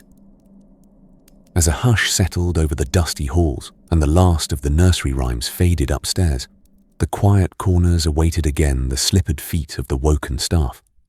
Morning's bell was never far off. But for now the moonlight tiptoed in through leaded glass, and even the worn floorboards seemed to exhale. Next, let's lift the candlelight toward one of the more mysterious, and sometimes misunderstood, caste members of the household. the butler. If silver had a whisper, he was it, at the top of the sweeping staircase, beyond the velvet rope formality of the drawing room, and just before the hallway, where portraits gazed disapprovingly at dust motes, sat a room reserved for a phenomenon so thoroughly British, and yet so enthusiastically adopted across grand households in Europe and America alike, that it deserves its own small chorus of admiration. The dressing room. Yes. Imagine, if you will, not merely a place to change one's attire, but a realm unto itself. A space wherein one might receive visitors while still half-clothed, or keep up the daily sport of discussing society gossip while a maid wrestled one's corset into compliance. Dressing rooms, sometimes called boudoirs, if we're feeling especially French, were symbols of status, yes, but also of self-invention. It's where the wealthy remade themselves, daily, in lace, in powder, in enough fabric to tent a modest church. The morning began, as all decadent aristocratic mornings did, with a gentle rapping on the door. Not one knock, but three, precisely timed and barely audible through feather pillows. This was the lady's maid, who had already been awake for some time, having spoken softly to the fire, brewed tea that she herself would never drink, and selected gowns weighed down with more embroidery than common sense. Within, a lady, or on occasion, if we're speaking of gentlemen, a lord, would curl awake with all the urgency of a cat on a warm windowsill. Gone were the morning duties of the working class. No crops to tend, no floors to sweep, no deadlines more pressing than whether to wear the mauve gloves or the ones with the turquoise trim. And so, the ritual would begin. Hair, that most fickle friend of fashion, would be teased, curled, or powdered to resemble everything from a pile of whipped cream to a precarious ship-in-storm motif. Wigs, notably worn by both men and women of a certain standing, often required their own dressing room and a wig stand that looked suspiciously more intelligent than half the people in the ballroom. But while the transformation occurred, conversation flowed. The dressing room was safe territory, a halfway house between intimacy and public performance. Maids heard more secrets than husbands. Assistants knew which suitor had visited after dark and which rival had worn shoes last seen at a sale. The sharply gloved hand of gossip was ever present, passed like a tray of tea biscuits, delicate but devastating. Lace was not merely a material, it was a declaration. Each inch of it suggested that someone's fingers had toiled for days to produce something that would be worn once, complained about twice, and eventually discarded when fashion shifted. But such was the point. Effort, when invisible, becomes elegance. What's remarkable is how few of the elite actually dressed themselves. To do so was suspect, even vaguely scandalous. To button your own cuffs, unthinkable. To lace your own boots, one might as well churn their own butter. Independence, while admired in theory, was gently scolded in practice, because what was the point of wealth if not to never touch a shoelace again? Meanwhile, somewhere between the tapestried silence of the lord's closet and the discreet glamour of the lady's dressing table, whole armies of garments lay in wait. Shirts with more ruffles than necessary, breeches pressed by hand, and corsets with a level of structural engineering you'd expect from a suspension bridge. Evening dressing, of course, brought its second transformation. This was a high-stakes operation, especially for servants who had to ensure that the garments were arranged in the precise order, from stockings to satin. Any deviation from the sequence could result in a fumbled vest, a scandalously misaligned cravat, or the greatest of all horrors, the lady missing her entrance at precisely 5 minutes past fashionable. Yet, in all this ritual, intimacy crept in sideways. Maids and valets, not quite family, never quite invisible, came to know the bodies, habits, and worries of their charges. They saw the bruises that corsets left, the tears behind makeup. They picked up dropped phrases, and sometimes dropped hearts. In the grand theatre of aristocracy, the dressing room was both backstage and confession booth, a place where the wealthy were human, if only for an hour. And so, through layers of silk and social nicety, we stroll onward, deeper into the inner workings of the great houses, where the scullery doors creak and the sugar bowls tell stories of their own, as the candles flickered low and the grandfather clocks ticked in slow aristocratic rhythms. The great houses of Europe prepared for slumber, or rather, parts of them did. Upstairs, the rich were swaddled in French linen and dreams of dynasties. Downstairs, tucked between stairwells and behind scullery doors, the servants choreographed a final act of invisible labor, the sacred twilight cleanup. Now, this wasn't an official ritual. No choir of cherubs appeared to anoint the fingerprints from the silver or to bless the chamber pots, but to the household staff, it was just as ceremonial. Each night, as Lady Featherstone or Lord Bottomley snored into their embroidered pillows, an army of weary workers tiptoed through the echoes of their employer's day, resetting civilization for tomorrow's charade. Let's start in the drawing room.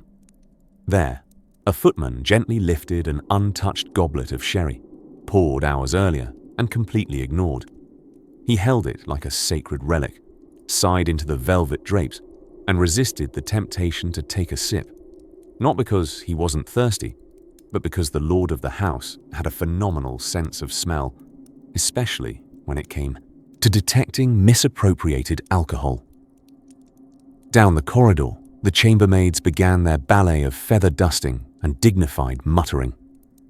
They plumped cushions that had never once supported a weary head and adjusted ornamental tassels that existed purely to torment them. The French ones were the worst, overly poofed and hand-stitched with the smug superiority of Versailles. Upstairs, the bedrooms had already been turned down 22 minutes before the masters arrived, precisely the interval prescribed in Mrs. Potthistle's Manual of Domestic Harmony. Beds were made not for sleeping, but for floating. Mattresses were stuffed with horsehair, or in the particularly Ladidar households, the down of Hungarian geese who had presumably been lulled to sleep themselves before plumage extraction.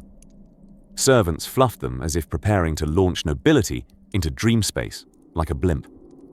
Of course, the gentry did not dress or undress themselves.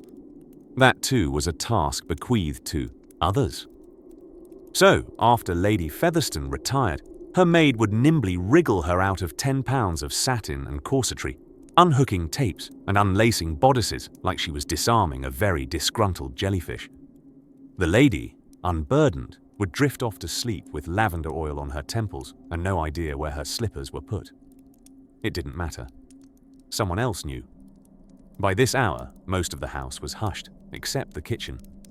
There, the last fires still glowed in the hearth, and the cook, grumpy but reverent, oversaw a bubbling pot of tomorrow's stock, her ladle stirring like a priest swinging incense. At her feet, a junior scullery maid scrubbed a brass pot with abandon, imagining herself not as a domestic drudge, but as an unsung heroine in a ballad no one would ever write. And somewhere nearby, likely in a hallway or under a staircase too narrow to admit hope, the household's lowest-ranking boy, perhaps 11, maybe 13, finally curled up for a bit of and sleep. His mattress was probably a threadbare sack. His pillow was last winter's gloves. His bedtime story was the tapping of mice in the wainscoting, who were, frankly, having a better night. Behind all the opulence, behind every waltz and roast pheasant, was this carefully orchestrated night crew, a small army of quiet, competent, sleepless people who moved underfloor like the ticking of a hidden gear. They weren't written about in love letters or remembered in family portraits, but they were there, mopping, folding, fetching, adjusting, trimming wicks, checking locks, ensuring the delusion of effortlessness remained believable, sunrise after sunrise. And here is the curious paradox of it all. The more luxuriously idle the household appeared, the harder someone downstairs had to work to maintain the illusion. It was a sort of anti-gravity built on shoe polish, elbow grease, and a baffling number of folded napkins. As the clock neared 2, most lights in the great house were darkened, the fireplaces dimmed to cozy embers. A final blanket was tugged over a chambermaid's shoulders as she claimed a moment of rest on a wooden bench that was never meant to be a bed, but at least it wasn't the pantry floor. Outside, the moon stood sentinel over the sleeping estate, casting silver shadows on manicured hedges and chilled statuary.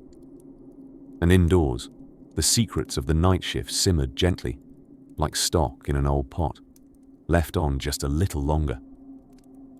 Tomorrow, once again, the show would begin. But for now, something else was on the horizon. Something final. Something restful.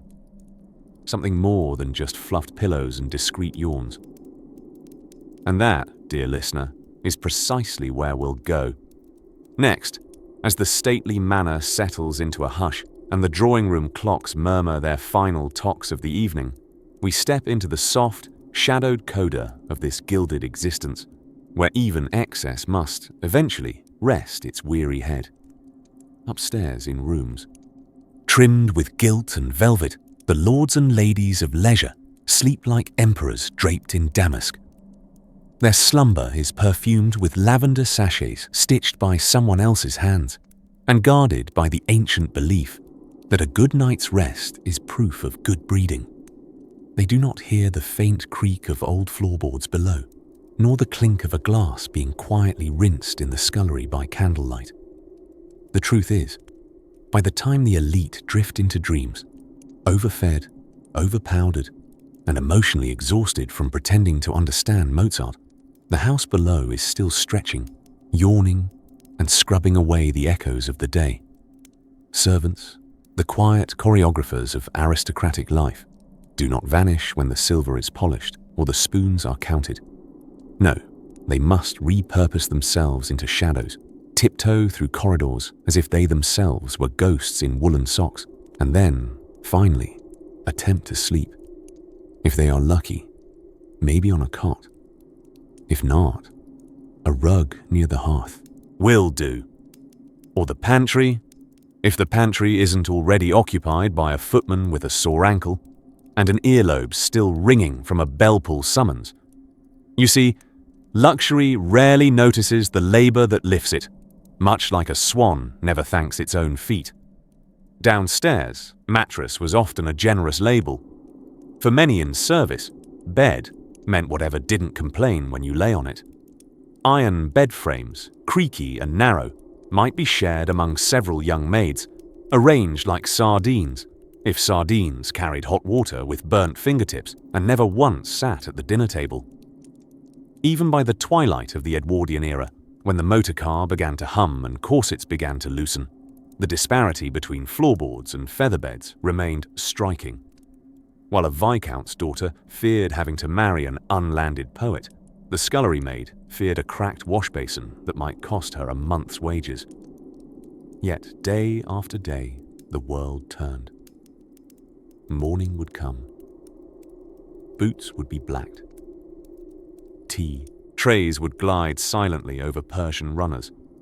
The master of the house might sip his Darjeeling beside a roaring fireplace, entirely unaware that the firewood was hauled in the chill hours by a lad named Thomas, whose shirt still smelled faintly of the stable.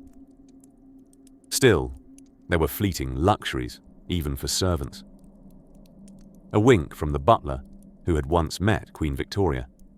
A sliver of cold ham from the kitchen, illicit and eaten quickly behind a door. The brief, stolen dream of sleeping in.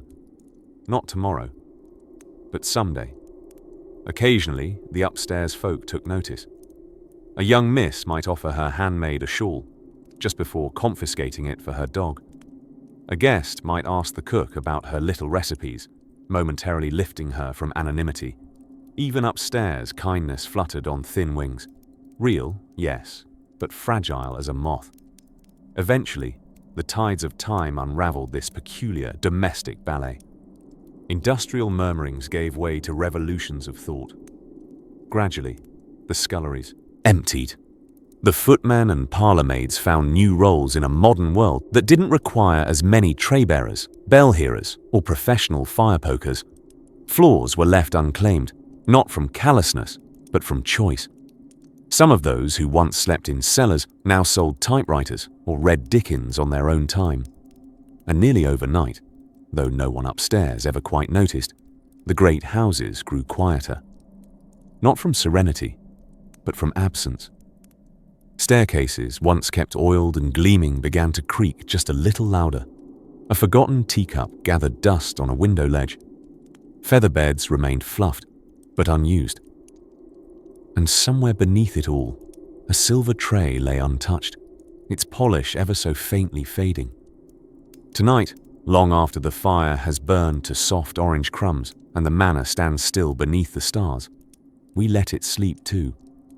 We imagine those corridors not as cold or lonesome, but resting, finely, without the echo of hurrying heels or the hiss of hot water on tin. The floors hold no weight now, only the memory of it. The chandeliers do not swing. The bells do not ring. Sleep, like history, settles in layers. And in the gentle hush of time, even the most opulent empires and the most overworked housemaids alike must lay down their burdens, one dreamy sigh at a time. Good night.